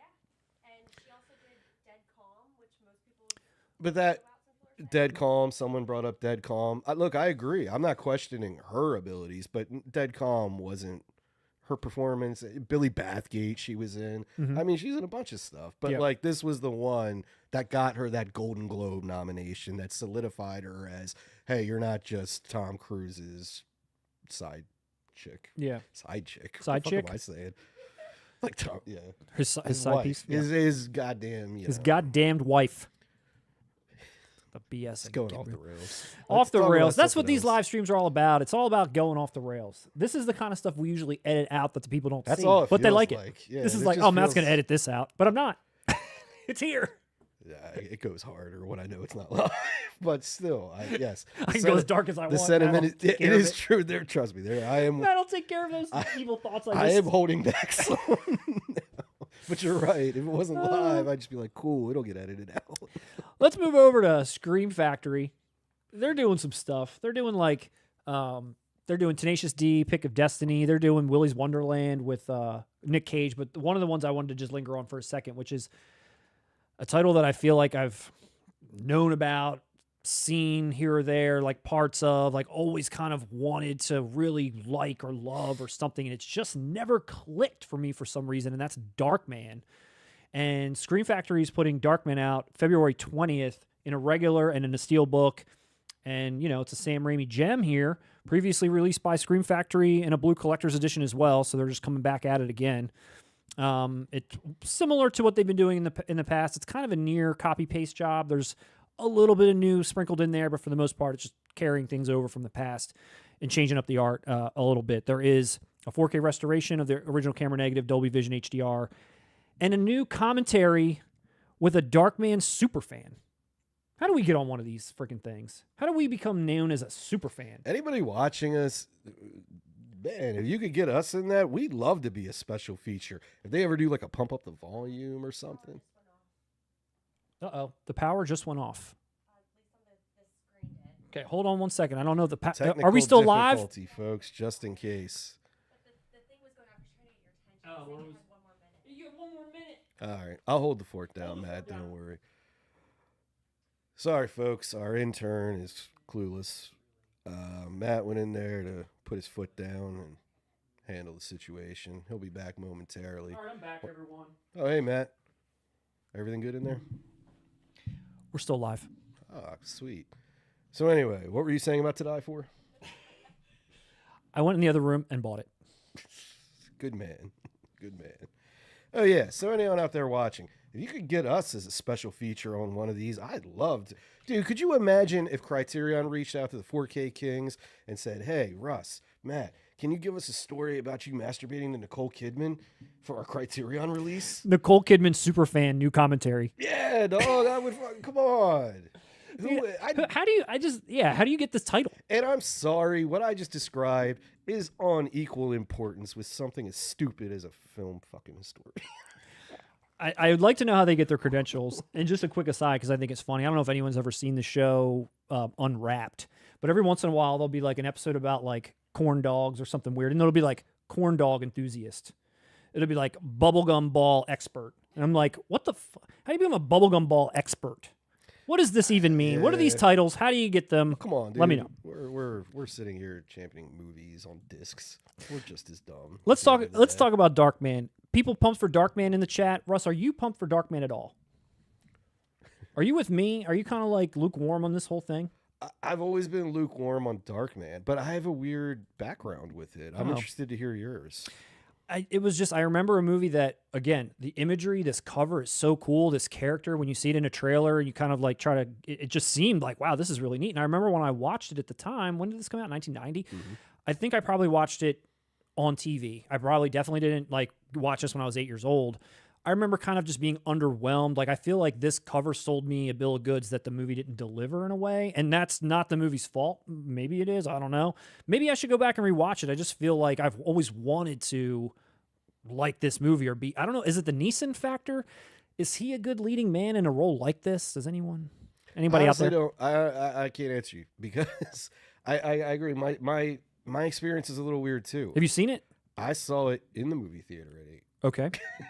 My uncle took me, and I remember it was one of those things where it was, this is rated R. It was kind of, and like you, I think it was like a comic book thing. And I remember walking out of the theater at 8 years old. Like, I liked it, but I remember just it was so different. Yeah, like this isn't Batman. I had never seen Evil Dead yet. I had never seen any. Yeah, you're right. My frame of reference would have been Tim Burton's Batman. Yeah, like superhero movie, Darkman. It's like scary, even kind Tim of. Burton's like Batman's kind of weird in the grand scheme of things. But you I know don't what know. I mean. Yeah. Like this one, it was a little too, like, intense, I think, for my age and let's face it, Larry Drake is scary as fuck. He is scary to this day. I don't care, as an adult, as a child, he's scary. Legit, rest in peace. He's a legend. But I mean, I think that, like that Tales from the Crypt episode as a kid, fucked me up and stuff like that. It was just a lot to unpack. So even when I rewatched it as an adult and I saw more of like, oh, this is fucking Sam Raimi. Yeah. Like, and Francis McDormand and all that. Like, I enjoyed it, but like you, I think that initial experience at 8 kind of like threw me off on, I think, going overboard in love with this movie. That being said, though, I think it is a good movie. I think it is a very good movie. Anybody out there think it holds up? Anybody out there think it's worth a rewatch if you haven't seen it since the early 90s? Any fans out there for Darkman? Adinier said he's not a fan of Darkman, but it does have its moments. Adinier shouting out Darkman. It's got its moments, but not a huge fan. So I guess Everything Blue won't be putting out Darkman. So if you had thoughts for Darkman, it ain't coming. Condo 007 said this title comes out next year. Why are you covering? Condo 007 says it has cult status. I'd agree. It definitely I agree too. I think it's got its place. I just don't know if it wasn't for me at the time and it is now, or it's just not going to click at all. I don't know. And sometimes those early experiences just forever, in my experience, shade the future ones. But about the cult status thing with Darkman, it's always weird when you label, because like if you go up to anybody and say Sam Raimi cult film, you're gonna say Evil Dead. Yeah. And it's always weird when they do like another cult movie. Yeah. And it's kind of overshadowed by the head honcho of cult films that you made. Yeah. There's another, and I know this has nothing to do with this movie at all, and I don't even know why, but for whatever reason at that time, being younger, this movie in my head sometimes blended with that Alec Baldwin one, The Shadow, which was like a completely different movie altogether. I don't know who directed that, but just like these weird Russell Mulcahy. Well, is that who it was? Yeah. All of these like weird, shit. I've never even seen it. Well, that's the thing. It's like a weird offbeat superhero character that they're trying to make kind of cool that didn't end up as cool as maybe they thought or I was hoping. But again, just like these two people, Darkman and The Shadow, are just like, I guess it's like the dark, the shadow. I don't know. For people that enjoy Darkman, there's a lot going on here. It looks like Scream, Shout, they're doing their thing for Darkman. You got all kinds of editions. I haven't seen them do this in a little while where they're really like putting out a lot of stuff all at once. So you got a regular edition and a Steelbook edition. And then with each one of those, there's bundles you can get. The regular edition has got its original art. If my thing will load here, it's got its original art, collector's edition slip, looking nice, good original art there. Then you've got an edition with a bundle that's got a poster and one of these exclusive Prism stickers, which I do like the Prism sticker. I'm a fan of those as well. I do. dude. I am too. That's going to set you back $42.99. The $35.99 for just the release itself, $42.99 for the Prism sticker and poster, and then if you head over to a little bit of a deluxe guy, you're going to get for $89.99. You're going to get cards, like art cards, a lobby card set, the Who is Darkman pin, which looks pretty cool, the Prism sticker, the poster, and then the release for $89.99. All of that can also be yours with a Steelbook instead of a regular release, and it's just like add $5 basically. The Steelbook itself has this Who is Darkman slip over top of the original art, which for my money is probably the one. Underneath here is probably like full art, original, Who is Darkman is the slip cover. I think that looks really good. It does. It's cool to me that they're starting to do these like lobby cards and stuff, and I don't know if that means this box is going to be thicker, hardback, like that kind of thing. Which I don't think so. That hasn't been the case. With where do these go in the case itself? like I do they said, slide in? When Shout and Scream Factory did this previously, I did the Escape from New York one. Yeah. And no, it was the same Blu-ray, same slip, but all the extra stuff just comes extra. Oh, it doesn't get housed in there in any way. Nah, because even the Escape from New York one Oh. had a little box that you opened up. I don't even remember what's in it, but you couldn't fit Yeah. everything else in that box. Yeah. So if you're expecting all of this to fit, completely and compact inside, Yeah. it's not. You're It just ain't going to get happening. a lot of extra trinkets. Yeah, it ain't happening. So this isn't a pickup for me, but I know it's a big title for a lot of people. I don't know if anybody out there has already pre-ordered any of these. I don't know. Maybe it's a movie I should rewatch. Let me know if I should. Yeah, I think we both should. I think both of our experiences, we should. Yeah. And for those who might not know, we're both big Evil Dead fans. Yeah, since for sure. childhood. Love Spider-Man 2. Did not like Drag Me to Hell too much. I didn't either. I didn't like Drag Me to Hell. I didn't like Drag Me to Hell. I love Spider-Man 2, and Yep. that's a comic book movie, Yeah. for fuck's sake. I'm not Yeah, big on them. Yep. Didn't like Spider-Man 3. What other- Didn't like. What are some other Raimi movies? Didn't see Doctor. What's the Doctor in the Marvel universe? He directed that one, the most recent one. And then the Powerful Oz he directed. And then Let's go. What the fuck? I don't know what else he's directed. He didn't direct anything for like 20 years, and then he came out with The Gift. Oh, The Gift. I've never seen The Gift. It was pretty good. Keanu and who else in that? Cate Blanchett, Dawson's Creek. Pacey. I don't know. Tom Cruise. I don't want your life. What the fuck is going on? Oh, that's Varsity Blues. That's Vanderbeek from Varsity Blues. Anyway, off the rails. That's how we like it here on the 4K Kings live episodes. That's how we like it. I don't know if anybody else. Cate Blanchett. She was in The Gift. Did I say her? Is she really in it? Who knows? Any other Scream Factory titles people are anticipating? There wasn't anything too crazy that I was like really like dying for. But thought we'd at least share Darkman. Let's jump over to Arrow, Russ. You ready to talk about Arrow? Yeah, let's jump on over there, man. Let's jump on over to Arrow. Let's go. Arrow again for March honestly has not a whole lot for me personally. I'm interested to hear what other people have pre-ordered out there. I know they got your boy Fulci in the mix though, Russ. Yeah, City of the Living Dead. Yeah, they got Russ's boy. So March titles include City of the Living Dead in 4K, Dark Water 4K, and The Shootist. Now Fulci City of the Living Dead in 4K was put out by Cauldron Films in the U.S. I don't know if you already own that or not. Are you a fan of this movie? I don't. No, I am.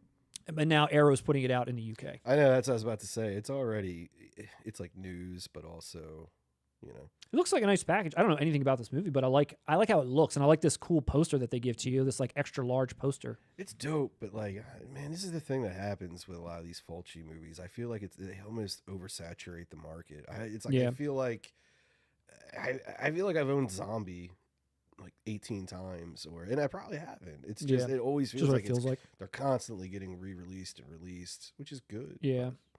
Well, the only other thing I wanted to add, because I don't have too much to say about the Arrow slate this month. Like I said, not too many of these are for me. Glad that we're still pumping stuff out and keeping things alive, but nothing specifically for me. But I did see a lot of comments from customers in the UK, which, again, I know we have some people out there from the UK, kind of bummed out about some titles, not only the slate that's released, but also I think the shootist is U.S. only, and I think there's been increasingly more and more U.S. only titles. And given that this is a UK-based label, people are starting to push out their dissatisfaction. I don't know if that's anybody in our chat, but I saw that in some of the comments, just like, hey, another sorry year or sorry month from Arrow, and again, I have to import, you're based in UK. Why? I mean, it's just people complaining. I mean, those are, we all have our own opinions. but that's ultimately out of their hands, isn't it? I don't know. I mean, it's like who issues. it's like who they signed a deal with. That's whoever owns the rights to the shootist in North America or in America doesn't probably own the rights to the shootist in Europe or UK. Yeah. It's not really Arrow. Trust me, I think if Arrow wanted to make all the money and release it everywhere all at once, they would, right? I think the comment is they shouldn't have, did a deal with Paramount knowing that only those titles are going to go to the US. This is a UK label. They need to send this stuff to UK. Okay. That kind of thing. Gotcha. But I don't know. I don't have a dog in this fight. I'm just not buying anything this month from Arrow. I don't know. Is it just me? We have to ask our friends overseas, but I feel like it's kind of 50-50. I feel like I export or import. I think, I don't know. I do a lot of importing. I import the hell out of shit from Europe. What say the fans out there? Who's watching out there? What are your thoughts on this slate from Arrow, their practices of doing U.S. only titles? I'd argue North American titles. Well, no, I guess it's I don't know. 50. Lindsay, the producer, we got anybody in there? Who cares about it? Mark Green said he pre-ordered The City of the Living Dead. Bart Green pre-ordered The City of the Living Dead. Well done, Bart. Google's Trowlo Day said nothing for me there. Yeah, nothing for Google's Trowlo Day. Tell you what, City of the Living Dead 4K is getting a ton of stuff. Look at that features list. Holy crap. A lot of that stuff will be carryover. I'm sure it's a lot of carryover. It's just so much. I mean, he's dead. I mean, Fulci ain't coming back. Video Store Review said there are plenty of times the UK get releases that the US does not. Cough, Dawn of the Dead, cough. Yeah, Video Store Review says sometimes the UK gets the good stuff and we have to import in the US, and speaking on Dawn of the Dead. But and that's true. I mean, I import, you guys import. The good thing is, these are 4K titles. Everybody can get them. You can get them from everywhere. You just have to deal with shipping if you absolutely have to. But and speaking of UK, I just want to talk about one last boutique, one last release. Mm-hmm. And that is our good friends at Second Sight, who I always love talking about them. They always are putting out interesting things, even if it's not something that I'm necessarily going to pick up. I'm at least like, oh, wow, I've heard of that. Wow, that release looks great. Look at that box. Look at what they're doing. Look at the features. They're a really little scrappy little label. They don't put out a lot of titles that often. They don't announce new titles that often, but when they do, I feel like it's really meaningful, whatever it might be.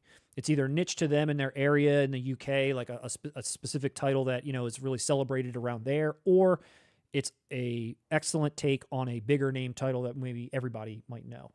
And what I want to talk about right now, Russ, is coming out February 5th on Blu-ray, not 4K, unfortunately. A title I've been waiting for about 15 years. Footloose. Not Footloose, even though that also has been announced in 4K. And a really god-awful steelbook. Where's the news? I've been waiting since before Christmas, the last time we've gotten together to discuss Footloose. I know you did. The release of the year. The release of the year. There's probably a lot of people out there that want Footloose as much as me. Imagine. I want you to just picture this in your head, right? You pop that disc in. Kevin Bacon's there. He introduces you to the movie. Does he have a guitar? Holy shit. Kenny Loggins is sitting next to him. Bacon Brothers me. They're at Chris Penn's gravestone. Russ, this is getting dark. Let's move on to what I really wanted to talk about. I'm all right. And that is the Second Sight release of Inside. A title I didn't know that I would ever see get a proper release, and a title I certainly didn't think that someone like Second Sight was going to put out, but they just really raised the bar in terms of my respect for them as a result. Yeah, dude. Russ, you feeling it? Well, hold on. Now you've been supporting Second Sight for a long time. I do like now. Second Sight a lot. I think you own more Second Sight things than I do. I do like Second Sight. They put a lot of good stuff out. Not everything have I bought from them. Maybe like 2 or 3 big titles I bought from them: The Witch, Drive, and The Guest. Mm-hmm. And now I've pre-ordered Inside. And they are, of course, putting out a proper release here. Again, I'm sad that it's not in 4K. There's really no information on the transfer anywhere, but I did do a little bit of digging. I saw some random commenters, which is your guess is as good as mine if it's real. They seem to be talking with some real authority, but basically saying at the time this movie was shot, they were using cameras that only had a 1080p max. So hence there was no real 4K to even come to even, unless you're up converting. Is And that true? that's what I'm reading. And then Second Sight themselves are just doing some additional restoration work on an existing master. That's a comment I read. I haven't seen anything that Second Sight has put out talking about the transfer of this movie. Let's talk just for a second about this movie before I talk about the release. I don't know. Is there anybody out there familiar with Inside? Can I get some comments on that? People know what Inside is. People are also excited about it. People curious.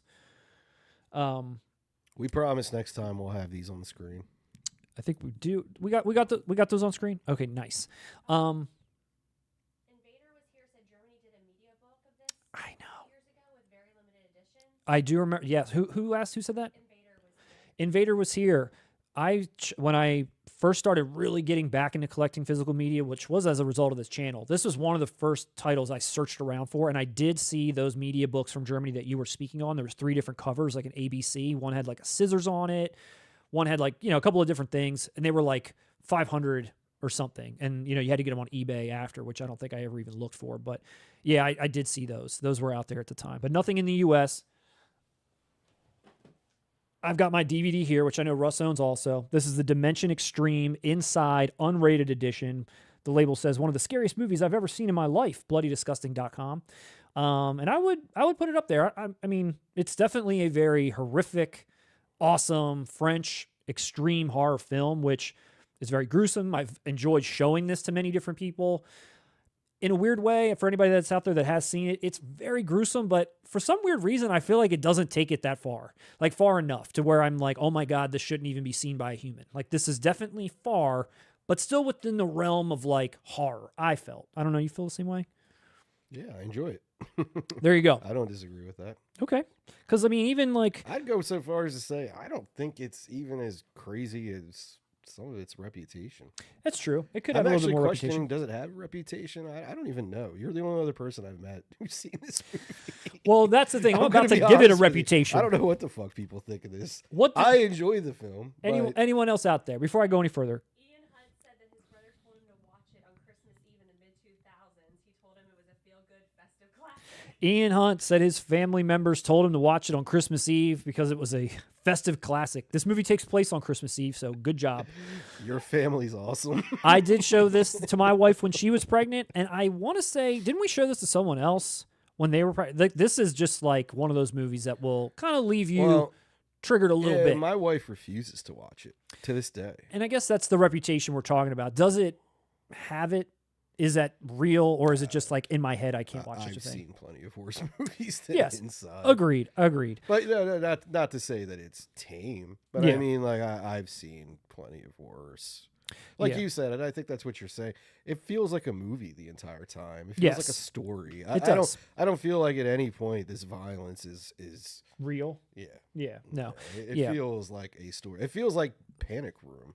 Yeah, kind of. And for people that maybe don't know what this is, but are at least curious, especially because it's coming from Second Sight, who are a great label, and maybe they're looking for some like different horror, kind of a thing. It's basically the story of a pregnant woman on Christmas Eve who is there like the next day. She's going to be induced to give birth, but that night, someone, spoiler alert, it's this woman on the cover, is knocking on her door, trying to get in. You don't really know why. You don't know what she's after, but she's basically bent on getting in there and getting to this woman.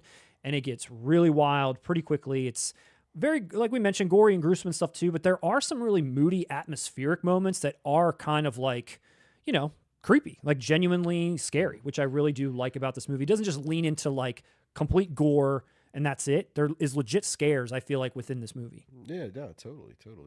And I'll say 2 things. One, that cover is incredible. I think it's awesome. That is an incredible. It's a really cool cover. That honestly, if we had to do like a top 5 artwork of 2024, I would bet this would make the top 5. It's that strong. Would you break your rule? I know you're not a fan of what you describe as spoiler covers. Yeah. Personally, though, I've always dug the last shot in this movie. Yes. I always love that last shot in this movie, which again makes it feel less real. It doesn't feel real. It feels almost like a fairy tale or something. By the twisted end of the one, movie. yeah. And that last shot, the way it's lit, the way it looks, it's gruesome, but it's like kind of beautiful. Like, that real, it's just like you nailed it. You nailed that imagery.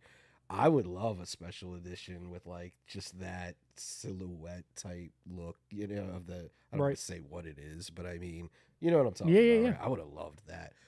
But this is fucking rad. It even gives me Mommy Dearest vibes for some reason. I don't know why. Yeah, dude. No, I'm with you. I think the art itself is awesome. I don't mind that they, I don't mind that they put all the characters on here. I think it represents everything really well. It does. It gives you that scary, creepy Mommy Dearest vibes. And again, just talking about the release itself, this didn't just get put out. There's actually some really great stuff coming with it. 5 new interviews, including from the directors, the main star, the producer, the stunt coordinator, and the cinematographer are all back to talk about this movie. 2 new audio commentaries with film critics. They give their names, but there's nobody I've ever heard of, but they're on here talking about this movie. The packaging itself is typical second sight fare. No hardback book, no 4K, which is okay for me for whatever this release is. If this is all we're going to get, awesome. Hardback box with a regular case that slides in there with looks like one of them perfect bound books and some art cards. I don't know how much better you could get. You can pick this up directly from Second Sight for $33. You can do the same thing on Amazon, and Amazon actually beats them on shipping, depending on who you want to give your money to. But if you wanted to spend less, you could go to Amazon for like a couple bucks cheaper. But all in all, you're spending about $40 for this package, which honestly is pretty solid, I think. It is.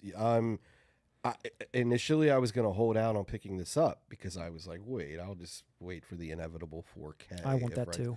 But if you're telling me it was shot on 1080p, yeah, what's the point? That's what one commenter on the internet said.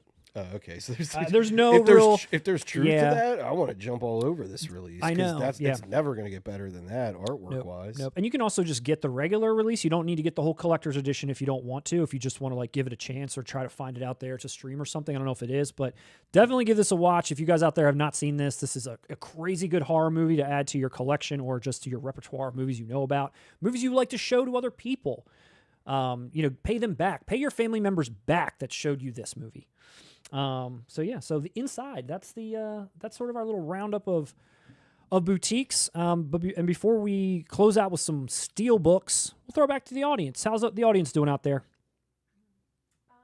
People are curious about inside. They want to see it. Okay, people curious about inside. Nice to know. Let's get some more eyeballs on this thing and support Second Sight. 2 thumbs up from both of us. So if you watch our channel and tend to lean more like, hey, maybe I'm in Russ's vein or Matt, both of us adore inside. There's for anybody that's out there that wants to know a little bit more about it.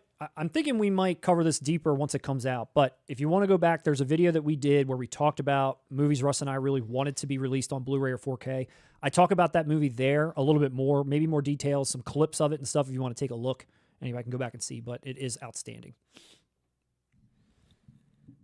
Anybody else out there? How's everybody else doing? Anybody take a run at Best Buy to get any Steelbooks before they went down? How many people are in there? About 90 right now. We got 90 people in the chat. What is up, everybody? Wow, I should probably step my game up. I honestly was thinking 10. Russ is over here asleep next to me.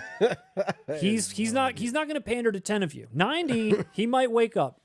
He's like, I wear these sunglasses for a couple of reasons, and one is to catch up on my beauty sleep while Matt holds the reins. I'm down. I'm going to slumber the entire time. Whenever you start reading off the features verbatim, I'm just sitting over here. Like, what? Inside who? Oh, yeah. Now that you mention it, Matt, I am going to buy that movie. You sold me. Nicole Kidman? Yeah, people are blind buying inside based on what you're saying. Dude, guys, get in there. Save one for me. I'm on the fence about picking this up. It's limited. It's limited. Stop. It's a great price.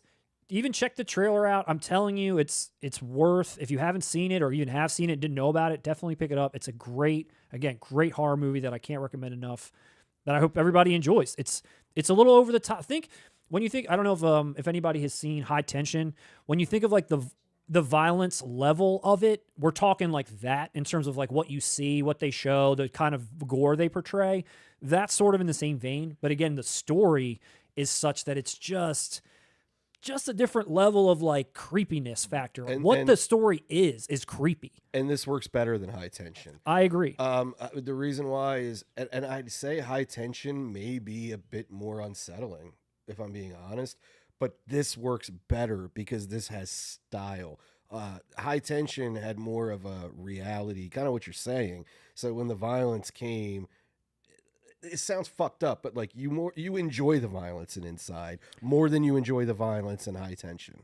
Does that make sense? I agree. There's more of an artistic, gothic kind of look here. There's a fairy tale element. It's all in there's just not fairy tale element literally. I hope people don't hear, but I mean just the style of the story, like the way Night of the Hunter is a fucking story. Yeah, you know. No. It's just the style of it is so much better in this movie. You enjoy this violence, as fucked up as it is. I enjoyed this violence. That's why I like this movie. Sick. I mean, I'm not buying this movie just based on this movie. Like, and I enjoyed the violence in High Tension. It was fantastic. I love violence, but I'm just saying. The way it's executed, everything about it, the story, the violence, the cinematography. I'm actually really interested to see these features about the people that made the movie and just kind of like their process, because it does have, like this shows, this red tone the whole time. It's ominous. It's, again, just what it's about is a little strange and disturbing. How it's all executed, great. Enjoy. For those of you that are blind buying, enjoy. Come back and let us know what you thought. And if anyone's still doubting us, go check out the filmography of the filmmakers. Nothing but classics. Nothing but. I don't know what else they did. No, dude, actually, it's sad. Don't look up what they did after Inside. Well, they're on here doing an interview. What did they do? Look at it. It's like one of the bad Texas Chainsaw sequels, apparently. Oh, something bad didn't happen to them. They just did something bad. Yeah. After. Oh, I thought you meant something bad happened to them. Literal dark. No, I'm saying if you want to. Oh, their filmography went not so well. Go look at their after Inside. It's Gotcha. not very inspiring. Gotcha. Like if you told me, hey, like I wouldn't watch Inside if I saw this. Just watch Inside. Forget everything else. Let us know what you think. We'll probably. I don't know. We've been saying this about a lot of these titles. We want to do a lot more movie reviews in 2024. We're going to try to lean a lot more into that. We cover obviously a ton of news. We're going to hopefully do a lot more live streams to kind of cover as much news as possible, and then spend a lot of time doing more reviews of things and other physical media related topics and movie related topics that everyone likes and wants. So hopefully we can do more reviews. This might be one that we do once this finally is in hand, and we can do an unboxing and talk a little bit more about it, the director and their horrible future and films that they did, and whatever else. Well, it's sad because, as you said, it's a French film, and I mean, I think they kind of got dumped into their American debut. Yeah, and that sucks. Well, moving right along, Russ, to our final segment here of the live stream, and I want to talk about Steelbooks. And I don't know how many people are mourning Best Buy at this point, how many people in the U.S. have gone there and it's like closed down the whole section. If things are still lingering, there's like one title on the shelf, or do they really just like decimate the whole area? I don't know what's going on, but Best Buy's loss for us is Walmart's gain. Walmart is the new home and king of physical media. Can you believe that? What's happened? Happened? I mean, that's an interesting 2024 spin that I wouldn't have seen coming at the end of last year, where Best Buy bows out and Walmart takes over. Well, we kind of talked about it with that Disney release. I know. And whatnot. And I'm not too impressed with anything Walmart's doing.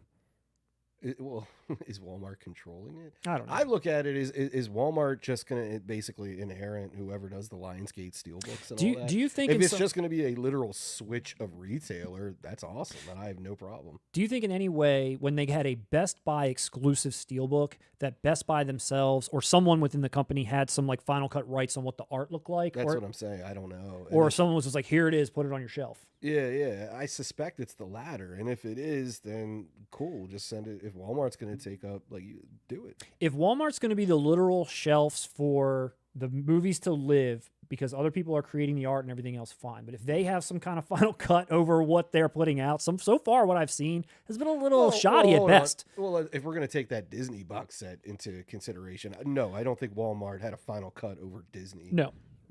But let's see. Disney just being terrible. Well, I do want to just briefly kind of take a look at some of these Walmart Steelbooks just to see what people are thinking about this out there now that this is like the new home to get some of these exclusive Steelbooks. Because, by the way, everything I'm going to show is a Walmart exclusive. You can't get it anywhere else. They've got some 4K ones, some Blu-ray titles coming out as well. All of them are re-releases. There's maybe like one or two that are new. And all in all, I'm a little underwhelmed with the slate, the offerings. So even though there's a title in here that I'm like have been desperately waiting for. So let's jump into the 4Ks, Russ. We're going to do a Steelbook roundup. I'm just going to get your thoughts. Real quick thoughts. You ready? How quick? We'll just see how long you go. We got Platoon up first. Platoon, and this is coming from Shout, but Walmart's putting it out for us here. And Formerly released by Shout Select on 4K in a regular edition and in a Steelbook on blue. This is pretty close to what the Steelbook on blue looked like, so it had like a gun in the helmet, I think. Yeah, I own that one, and it was just a lighter color. Yep, and the Steelbook is pretty much par for the course. I don't mind it. I think it looks okay, but as many people will know that watch this channel and have commented before, Platoon looks absolutely awful. Like the 4K transfer of this movie is just so terrible. I had the Blu-ray and upgraded to 4K and was just like baffled at like I should have just kept it at blue. It is just noisy, not clear, just not great at all. Anyone out there, back me up on that. Do you ever own this one? Not on 4K. Not on 4K. You said the 4K. I watched the 4K terrible. one. Yep, me and Lindsay, the producer, watched it. I thought intern. What is it? Producer? Intern? Lindsay the intern. Lindsay the intern and I yeah, somehow you went from producer to intern. So Russ, is this going to be a pickup for you? The Platoon 4K Not Steel. after you told me it looks like shit. Everyone was like, "Oh my I god, might Platoon have. in 4K." Oh, wait a minute. Maybe I would have. You could have. No. I was thinking to myself, oh, you know I want to what? steer some people away. Well, two thoughts when Platoon popped in when you brought this up. One, am I the only person that learned in the past week that the lead singer of Living Colour is in this movie? Who does he play in this movie? I don't know. There's like 80 people in this. Oh, I like don't know. Every I actor didn't know in this that. movie, but no, like the lead singer, called a personality. Yeah, Yeah, didn't know that. he's in this movie. Okay. I never knew that. The second thing I thought was, I recently watched Talk Radio for the first time, Oliver Stone's Talk Radio, and I really enjoyed it. So I'm kind of, and us discussing natural born killers and whatnot. I've been kind of on an Oliver Stone kick, so I may have purchased this until you told me. I'm glad you did. I'll just stick with the Blu-ray I own and rewatch it. Can anyone else back me up in the comments on the Platoon 4K transfer? Does anyone else think the same thing? Has anyone seen it? Yeah, Victor Fontaine said the Platoon 4K transfer was trash. Victor Fontaine agrees. Transfer trash. I've It seen a was- lot of people put that. We put a worst 4K video of all time up. I don't know that we mentioned Platoon. I don't think that we did, but so many people commented on that video. Platoon. I mean, I guess also Platoon is the kind of movie where you're really going to notice it. It's going to yeah. have that, so many epic, like even Vietnam type movies. Yeah. Like they get proper treatments. It's You not know what I mean? unwatchable, but I just wanted more, I guess. I wanted more. Not unwatchable. All right, Russ. The next one, also from Scream Factory, is Creepshow in 4K, which I don't have the Walmart listing just yet. I just have it here on the old bluray.com. But this is what Creepshow in 4K looks like at Walmart. And this is again, Creepshow 4K looks like at Walmart. this is And this is your brain on drugs. yeah, I mean, it's kind of one of the first ones that we're going to look at that has like reimagined art maybe, which kind of actually reminds me of those Prism stickers. Like this should be a Prism sticker. This works as a It does. It looks like a sticker you'd get out of a 50-cent vending machine when you're at Yes. the grocery store with your mom. correct. This is what this should be, and now it's a Steelbook. I prefer mine in the traditional horror classic art, of course. If you own the reg and you want some different steel option, you love steels, maybe this is one to get, but it's just a little too colorful for me. Go to Scream Factory. I have it. I already own it in 4K. Yeah, you own it in 4K. I bought this movie for my son in 4K this Christmas. My 10-year-old, everyone, got a Scream Factory edition of Creepshow in 4K, the original with the slip. He loves it. Another Scream. I think this was like a Shout Select 4K. Nothing that I personally care too much about, but Walmart is just like spitting these out like crazy. Magnificent 7. Again, this was a Shout Select edition that came out in 4K. Now Walmart's putting out this Steelbook here, which it's okay. I don't know anything about Magnificent 7 with Yul Brynner. You a big Yul Brynner fan? Huge, but I always missed this one. You always miss this one? Yeah. What about, this is I think the first one that's on here that is a like Walmart's putting out exclusively. Like I don't know if this is being released anywhere else. I could be wrong. But Silent Night, the new John Woo hit. I was just about to say, but you know what? I'll never watch this, Matt. It's new though, right? It's new, brand new. Came out in 2023, and we're getting physical media. I'm so happy about that. Yeah. I almost want to buy it. Yep. Shout out to my boy Joel Kinnaman, who is still kind of got a little bit of a career going. Anybody that watched The Killing, which was a Netflix series that he's in, that series is great. Joel Kinnaman, awesome.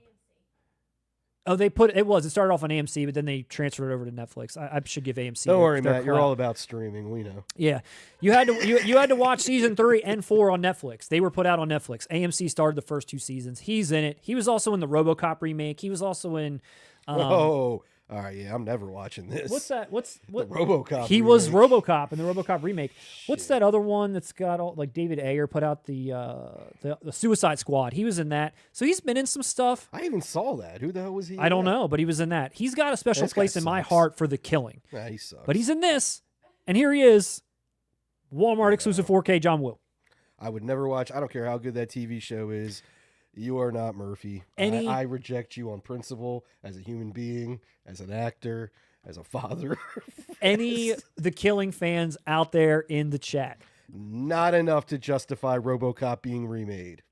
I was honestly sad that he was cast as the RoboCop because I knew RoboCop remake's gonna be terrible. I knew it from the get-go. But as soon as he was recast, I was so sad because I legitimately like this guy. I know you should be because guess what? People like me, I will never give this guy a chance for the rest of my life. It really sucks. He effectively made himself Darth Vader. Hayden Christensen. Yeah, he effectively made himself Hayden Christensen by doing that. I know, it's such a shame. Great performance in The Killing. Were there any Killing fans in there?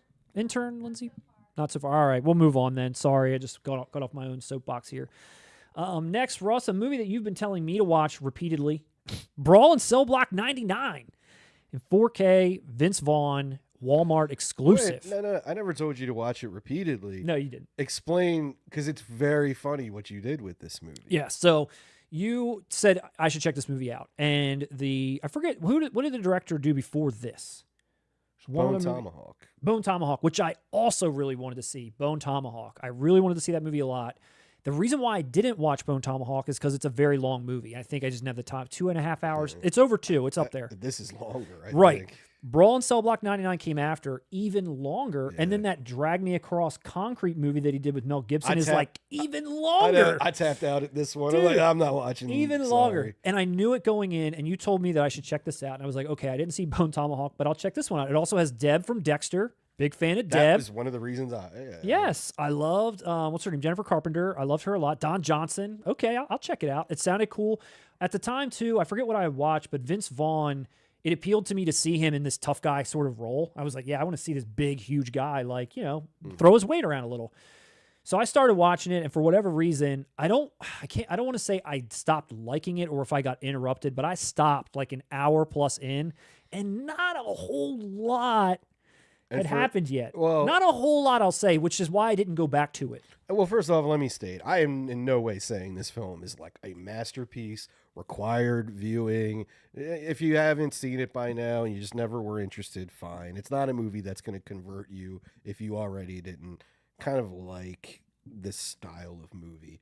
But for anyone who's seen it, it's really funny you did that because where you stopped it, literally the last like hour and 10 minutes is just nonstop badass action. You watched an hour and a half of setup and then gave up right when literally, I think you were, I forget, this has been years now, but whatever scene you told, I think you were like right in the on the literal scene where he gets shipped to the place. Where like it finally like, okay, shit. He beats those guards up and they're like, get this guy out of here. We're sending him to wherever. And that's where you were like, dude, that's when it starts. That would have been if I was interrupted in that part, that would have been the greatest fucking experience going back to it and just have nothing. Imagine playing this at movie night. It would be like going back into it and you watched like the Kill Bill scene in whatever, the house of the very big brawl for like an hour straight. You know what I mean? I mean, imagine putting this on at movie night for the intermission, and you have to come back. Like you're like people are watching this like, when's the brawl start? And then it's like the whole last half. Well, I missed out on it. Should I go back, Russ, and get this Steelbook? I don't. This isn't a movie I could recommend blind buying to anyone. No, you should go back and just rewatch what I missed. Yeah. Okay. And I don't honestly. How many years has it been? Oh, it's been a while. Probably around the time it came out. Just go back and watch the second half now. Don't even freshen up. Don't even. I remember literally what happened until that point. Crystal clear. Well, shit. Yeah, I should just watch it. Okay. Yeah. All right. Well, that's all the 4Ks. That's a Walmart exclusive. Exclusive. Walmart exclusive. Wow. Mystery and suspense. I don't know if I would call it that.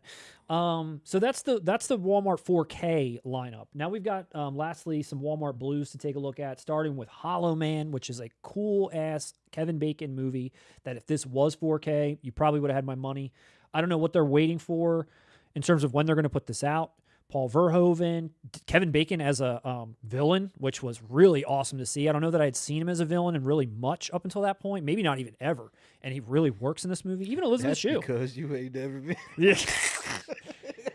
I like my Kevin Bacon with a side of Footloose, and here he was like, he's the villain. But anyway, yeah. So Hollow Man, interesting that this is coming out again, exclusive to Walmart. But Mill Creek. I don't think I knew you were a huge fan of this. I like this movie. I thought it was cool as hell. Mill Creek.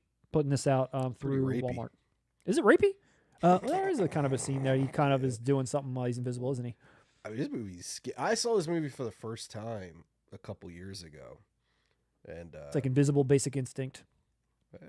it's Verhoeven. I dug it. I mean, well, yeah, admit that it's not top tier American Verhoeven. No, not top tier American. Actually, Verhoeven. all the American Verhoeven. It's probably the worst. Not saying it's bad. Yeah. But it probably just falls last. Okay.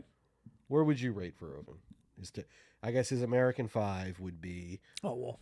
RoboCop, Total Recall, Basic Instinct, Showgirls, Showgirls. Hollow Man. I don't Missing know. one? I don't know.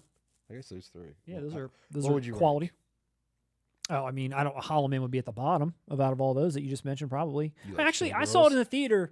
I haven't seen you it like since. Showgirls more than I Hollow? don't know. That's a good question because I saw this in the theater and liked it. I haven't seen Showgirls in a while either and didn't like that then. Maybe it would be flipped if I watched it now. I watched it for the first time not too long ago. I enjoyed it, but it was one of those things where it's like, well, I'm familiar with the dude's work. Anyone picking up Hollow Man? Ufta says Verhoeven says he doesn't even like Hollow Man. It didn't turn out the way that he wanted. Ufta says Feels like, yeah. Ufta says he doesn't even Ufta commented he doesn't even like Hollow Man, doesn't like how it turned out. This says director's cut on the box, y'all. Not Ufta himself didn't like it. Ufta loves it.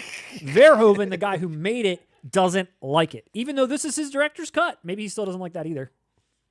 He doesn't like his. Ufta also said the first half is great. The second half is just a whatever slasher. A whatever slasher. I kind of Yeah, felt that way about the it new is. Invisible Man.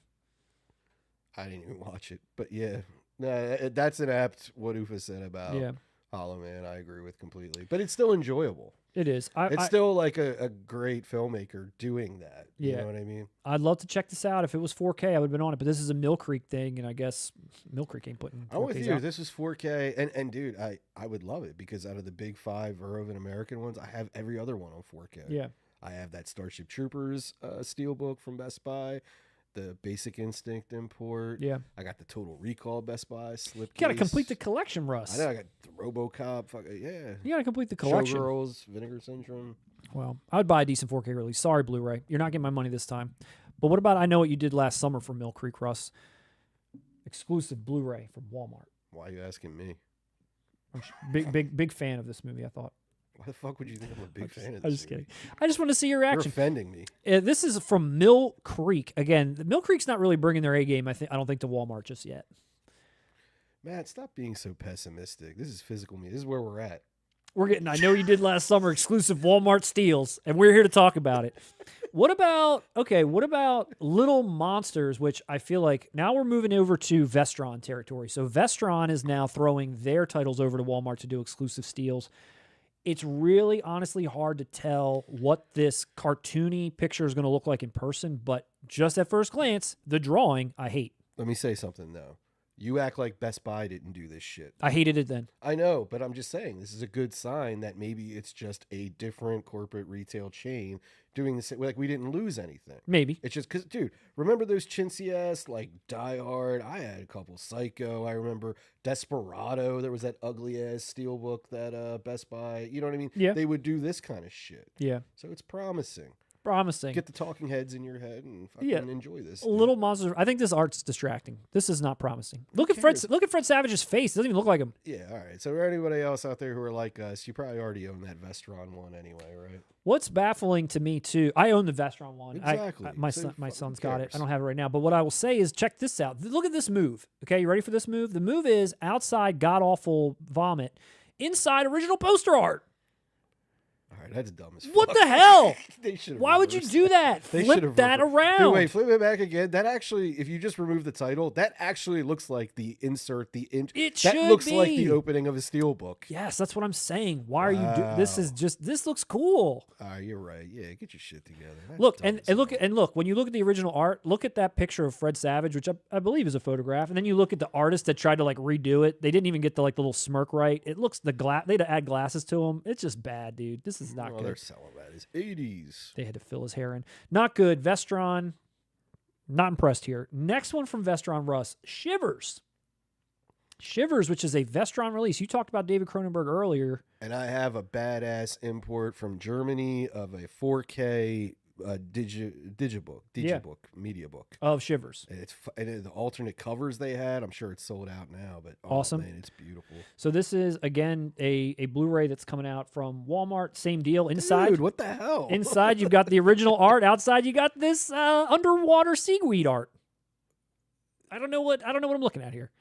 I don't know what I'm looking at. I don't know what Walmart's doing. You say this is what Best Buy was pulling. I don't think Best Buy was doing this kind of shit.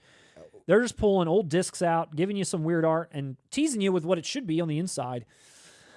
But, Russ, lastly... That is insane. The most egregious of them all, in my opinion, only because it's one that I really am looking forward to, so it's a little bit more personal, and that is KICKBOXER. KICKBOXER from Lionsgate, another title that was teased by Vestron a little while ago for them to be putting out a 4K release of this, or was it MVD? I think it's Vestron because they're owned by Lionsgate. They were teasing that they were going to put out a 4K at some point of KICKBOXER, which piqued my interest because, as you know, in my top 5 video of the year, I said that Bloodsport was my favorite release of that year. KICKBOXER is no Bloodsport, but it's in the upper tier for me as far as the Jean-Claude Van Damme movies I like to watch. So, of course, this is one that I'm waiting on after Bloodsport maybe kind of took off a little bit. A lot of people picked that up. KICKBOXER already has a Blu-ray out there. This is a Steelbook of that exact same Blu-ray. If you look at the back, it's the same old Blu-ray just shoved in here into this box that looks so terrible. Why does Jean-Claude Van Damme look like that? Why is this whole box red and he's blue? In the inside, again, is the original poster art, which is perfect. It's all you need. That's all you needed. But instead, you have this weird... What is this? The original poster artwork for KICKBOXER is almost better than the movie. It's better than the dance scene. This is just so baffling to me. I mean, look how tired Jean-Claude Van Damme looks. Oh, wait, I guess he's not tired. He's got like a black and blue eye maybe, but it's just the color of it. It's only weird. One of his eyes are coked up there. Oh, dude, I don't know. This is a missed opportunity as far as the Steelbook is concerned. I don't know. This isn't something probably I was going to pick up. Now that I know that maybe Vestron's going to put something out there for real fans of this movie, this is not something I would recommend picking up. I don't know why they didn't flip-flop the inside. Anybody else? Any other KICKBOXER fans? Anyone else baffled by this or even care about KICKBOXER for that matter? Am I alone? Do we have information? Are these 2K scans? We have no information on anything except for that it seems like these are titles that have been previously released. You're just getting that in a new steel wraparound. Okay. So all these have been released before. Yeah, this is just new Steelbook exclusive. Yeah, who cares? Because people want exclusive Steelbooks from Best Buy. Now they want them from Walmart. No. They want the class ones from Best Buy, not those shitty ones that were like the mainstay. Yeah. What? Maybe like 10 years ago or something. You know what I'm talking about. I know what you're talking about. Yeah, that dumbass Desperado one. Yeah, they like. You know how much I love Desperado, and I've never fucking owned it. Yep. I've never owned it because I'm just. I got that 2-pack where it's like El Mariachi in that. And you know you hate 2-packs. Yeah, I got that. You hate Tupac. You hate 2-packs. Any other KICKBOXER comments, fans? What does everybody think of this Steelbook lineup? Are people upset, depressed? Does anyone care? Does anyone think this is all we should get? This is what we deserve. These are the breaks. These are the breaks. We got anything in the booth? Not a whole lot. Someone did say going to get a 4K? LOL. When is Twister going to get a 4K? When is Twister going to get a 4K? Will someone let me know? And Google's Trello Day said these are bland steelbooks. They're all bland. And honestly, like I just sort of, when I saw all these, I was very underwhelmed. I thought it was pertinent that we take a look at what is replacing Best Buy at least. And again, I've seen these announced like every week. There's another one, another Walmart Steel, Walmart Steel, Walmart Steel, and they're like cranking them out. But none of them are anything special. I'll say this though, at least they're just Blu-rays. Well, the first slate was some 4Ks. Creepshow's a 4K, Platoon 4K. If this Kickboxer one was 4K, it would have my money, unfortunately. But I don't know. But I'm not picking up any of these. I'm glad you guys aren't either. And but that's all we got for the news. That's all we got for the news. Any titles out there that anyone else is excited about that we should take a look at? Any other things you would like our comments on? Any other titles that we did not discuss? Russ, anything that we didn't talk about that you want to talk about? Quite a few people didn't realize there was going to be a live stream today, so how should they find out about it? So let's talk about that for a second. So a lot of people didn't know that there was going to be a live stream today, and it just kind of popped out of the blue. What we're still working out a lot of kinks in terms of like this process of notification, thumbnails that might like appear maybe like a few days beforehand. So there's more of like a countdown. So you're kind of like aware, okay, here it is. We did post something on our Instagram, which is pretty much dead except for these kinds of announcements, and the same thing with our community page. And the same thing with our community page on our YouTube site, on our channel. There's a community page, and we post stuff on there too, just about these live streams. So, long story short, we're still working out some kinks in terms of how to get this information out there. I will say that for 2024, Russ and I are going to be doing a lot more live streams, and in fact, I don't know if we want to commit to this live on air, but we've committed in person at least to every time we get together, we're going to be doing a live stream. We're going to be doing this in a live format, talking through all the news in a live way and uploading it in that manner so that everyone can see our unfiltered thoughts. It'll be bookmarked and things. You guys can move through it, but we're also going to be recording other segments that are movie review related, physical media related, that will also go up as well. So we'll have the live stream and all the news that we cover. We might clip out a couple of things here or there, just to, for anybody that doesn't want to sort through the 2 hours, if you just wanted to hear, my thoughts on The Abyss being canceled in the UK and why that poor rat had to suffer drinking the liquid. That might show up as a clip, but we'll also have other segments as well that go up. Maybe we should do it that way. There you go. See, we're discussing it on the spot. We don't know what we're doing. Still, no, but yeah. I like that. I never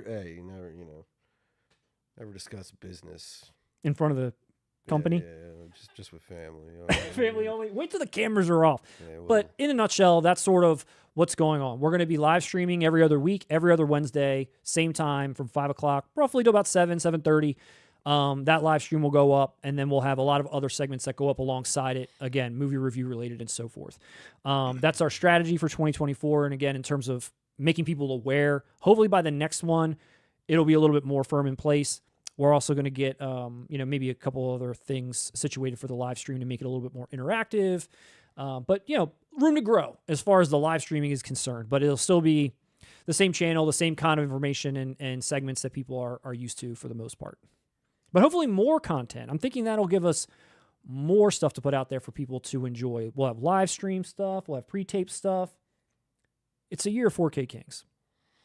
We are getting some comments about movies people are waiting for. What are we waiting for out there? We got some comments about movies people are waiting for. Blood Rain in 4K, Judgment Night in 4K, The Holdovers. So these are movies that people are hoping for or know exist. Or know have been announced. Because I wasn't aware of any Judgment Night 4K. Russ, were you? no. That was a denier. Oh, a denier. Judgment Night getting a 4K. When is Judgment Night getting it? I don't know. We want one too. And include the soundtrack. Yeah. When they do it. That soundtrack is aces. Talk about badass Dennis Leary performances.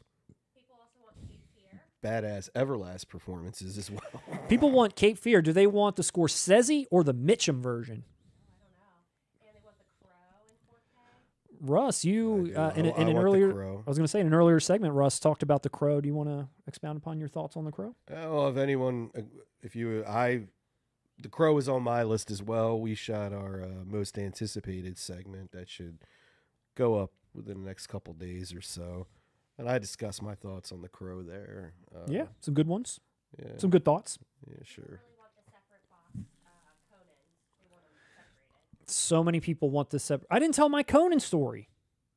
Russ has been Russ has been trying to get me to get Conan ever since we covered it. He was like, "This is for you." I went through and I got all these clips for you when we were doing all the editing of the segment. He was like, "This is for you. I've never been more certain. You got to get it. You got to get it." I'm looking at it online. The art that's on the box is so gnarly. You got Schwarzenegger raising that sword. It's so great.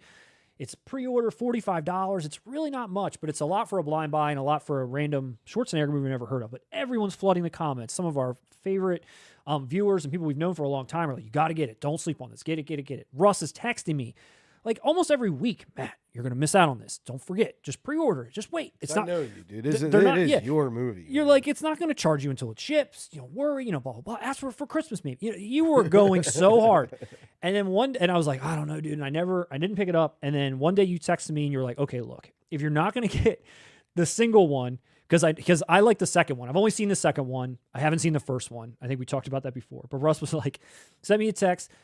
They're also releasing it as Chronicles, which is the 2-pack version. You still get both arts, but it's housed in a big box. He was like, this is now on sale for $40. The double is on sale for $40. If you don't get this now, you're a fool. And I was like, well, I don't want to lose money on the deal.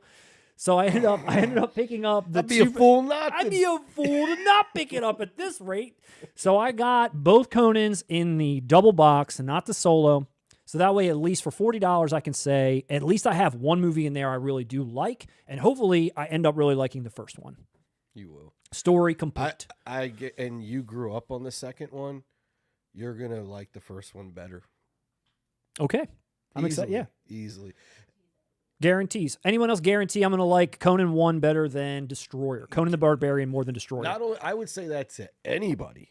Okay, not just you, but knowing you, yep, your taste and your style, and because this, and I know this really well because this tends to be that road where you and I branch off on. Yeah, it's like the Lord of the Rings and like this kind of Middle Earth, post-apocalyptic, or in Conan, it's like what was the movie you talked about on here on this channel? I can't remember the fucking title. Regarding Henry? I would rather watch Regarding Henry than most movies in this genre. I wonder how well people out there know the us. The newer one. You watched it? Eggers, The Northman. Oh, The Northman. The Northman. Like, you love movies like that. This is the fucking granddaddy of that. This is like, this is what every movie since has been aspiring to be. I didn't really care for the Northman, Eggers, but I'm glad. But I'm glad he sucked it up. No, I'm interested. I am very much so interested. I am curious though. I had a thought when you said when the producer said Regarding Henry. I wonder how well people know us to this point where if a Regarding Henry joke is made, they know it's being made at my expense. Well, here's do people know me that well yet? Funnier aspect, I've never seen the movie. And you still make it at my expense anyway. I have it right over there. It's a guarantee I'm going to like the first Conan better. Is he going to like it better? He grew up on yes. Destroyer. Grew up on Destroyer. Do you think he will like Barbarian more, even with nostalgia attached? I think he is. I think he will. I think he will.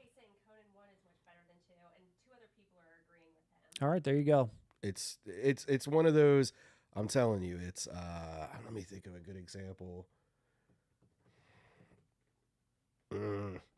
Like, what's a sequel that's just holy shit? It's Major League to Major League 2. Terminator 2.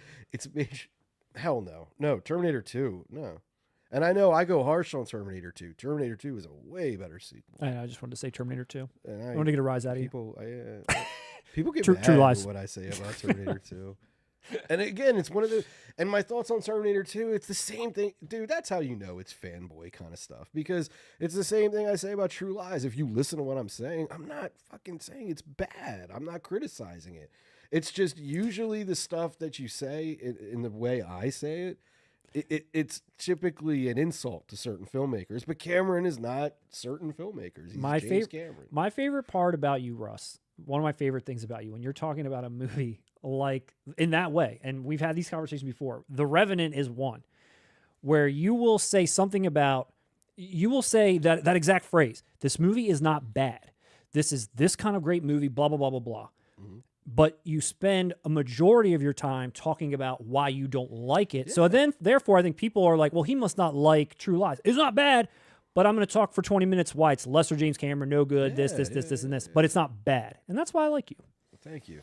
Because I'm objective. Is that objective? You're not giving the other side. You're not saying why it's good. You're only saying why it's bad. You're saying it's not bad, because but here's why it is bad. Because I can recognize that my subjectivity doesn't reign supreme. Meaning, like, I can look at True Lies, and I state it that way to mean, like, of course, this is a competent, well-directed, all of that shit, but I personally would expect more from James Cameron. It's one of those deals. That's all it is. Yeah, doesn't that don't make sense? worry about it. So basically, and it's another way of me saying, so if you are more into this, I'm objectively telling you it's good or great even. But subjectively, I don't give a fuck. That's why people love this channel. That's why they love your opinions. Everybody does that. Yeah. And don't get me fucking started on The Revenant. I'm not. We don't have enough time to talk That about The shit, Revenant. get outta One here. day, The Revenant will be re-released in 4K, Of course and then it we will be. and I'm then we can do a review of it, and you can just go to town. Again, it's not terrible. What'd you say? A live watch of The Revenant where not I terrible, it's I just- love it and Russ hates it the whole time. No, it's just one of those movies, dude. It's... God damn it. I don't know. We're not talking about The Revenant. We don't have time to talk about The Revenant, except for that it's a great film, and we don't have time to hear Russ's thoughts. But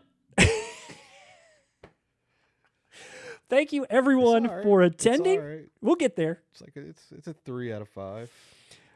Thanks to everybody out there for watching our return. Subjectively. It's a 3 out of 5 subjectively. Objectively. Objectively, yeah. Objectively, I'd give The Revenant a 4 out of 5 because I do think still is overpraised.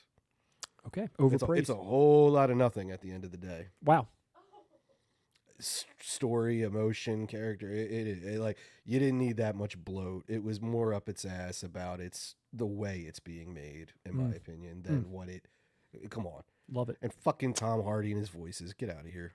Well, you're not going to hear me, Prills. disagree with you on some That's some been a Tom Hardy running voices. but inside joke forever. Prills. I can't understand what Tom Hardy is ever saying. But I don't know what Tom Hardy is ever saying. Daffy Duck, motherfucker. I understood pelts and that he said it a bunch of times. So I knew when he was talking, he was mad about pelts. That's all I needed to know. He killed the son over pelts. That's what I'm saying. He gets dude. killed It over was so- pelts. honestly, His whole life revolves you know around what pelts. I compare? You know what I compare The Revenant to? Gangs of New York. Again, a good movie. It's good. I can objectively even say it's above average, obviously. But again, it's a whole lot for when you boil it down to. It's the same shit. It's just like, oh, I miss Daddy. Let me kill someone. I was daddy. Let me kill someone. Let me kill the guy to kill Daddy. Let me kill the guy to kill daddy. Thanks. I mean, that's all. It's just like, damn, I need 3.5 hours of this shit. I guess not. Do people need 3.5 hours of this? They want to hear us talk about The Revenant for 3.5 hours. No, they like this. They want to like hear this. me talk about The Fugitive. They want to hear us fight. People want to hear us argue. We've very rarely argued on this channel. There are plenty of topics that will cut that line, but we haven't really had too many. Like what? I don't know. I feel like there's some that we've spoken passionately about. Maybe it'll just happen one day and it'll be gold for us on the channel. Movie-wise, I don't think there's too many that were... The Revenant. Over the years, I remember Observe and Report.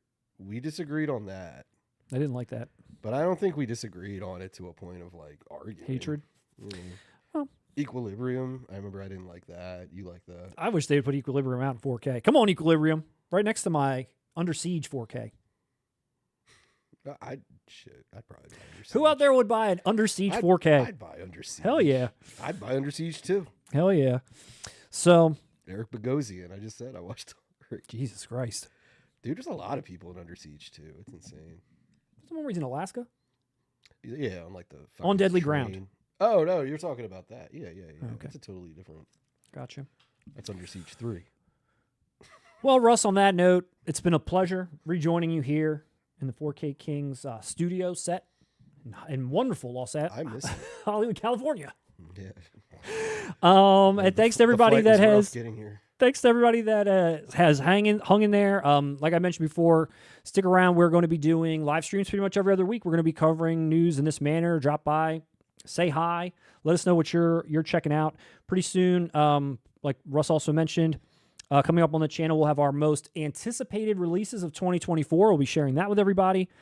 We're going to be putting up a video that's going to go through our love of boutique labels, all the different ones and what they all have to offer, all the old and new members of this community.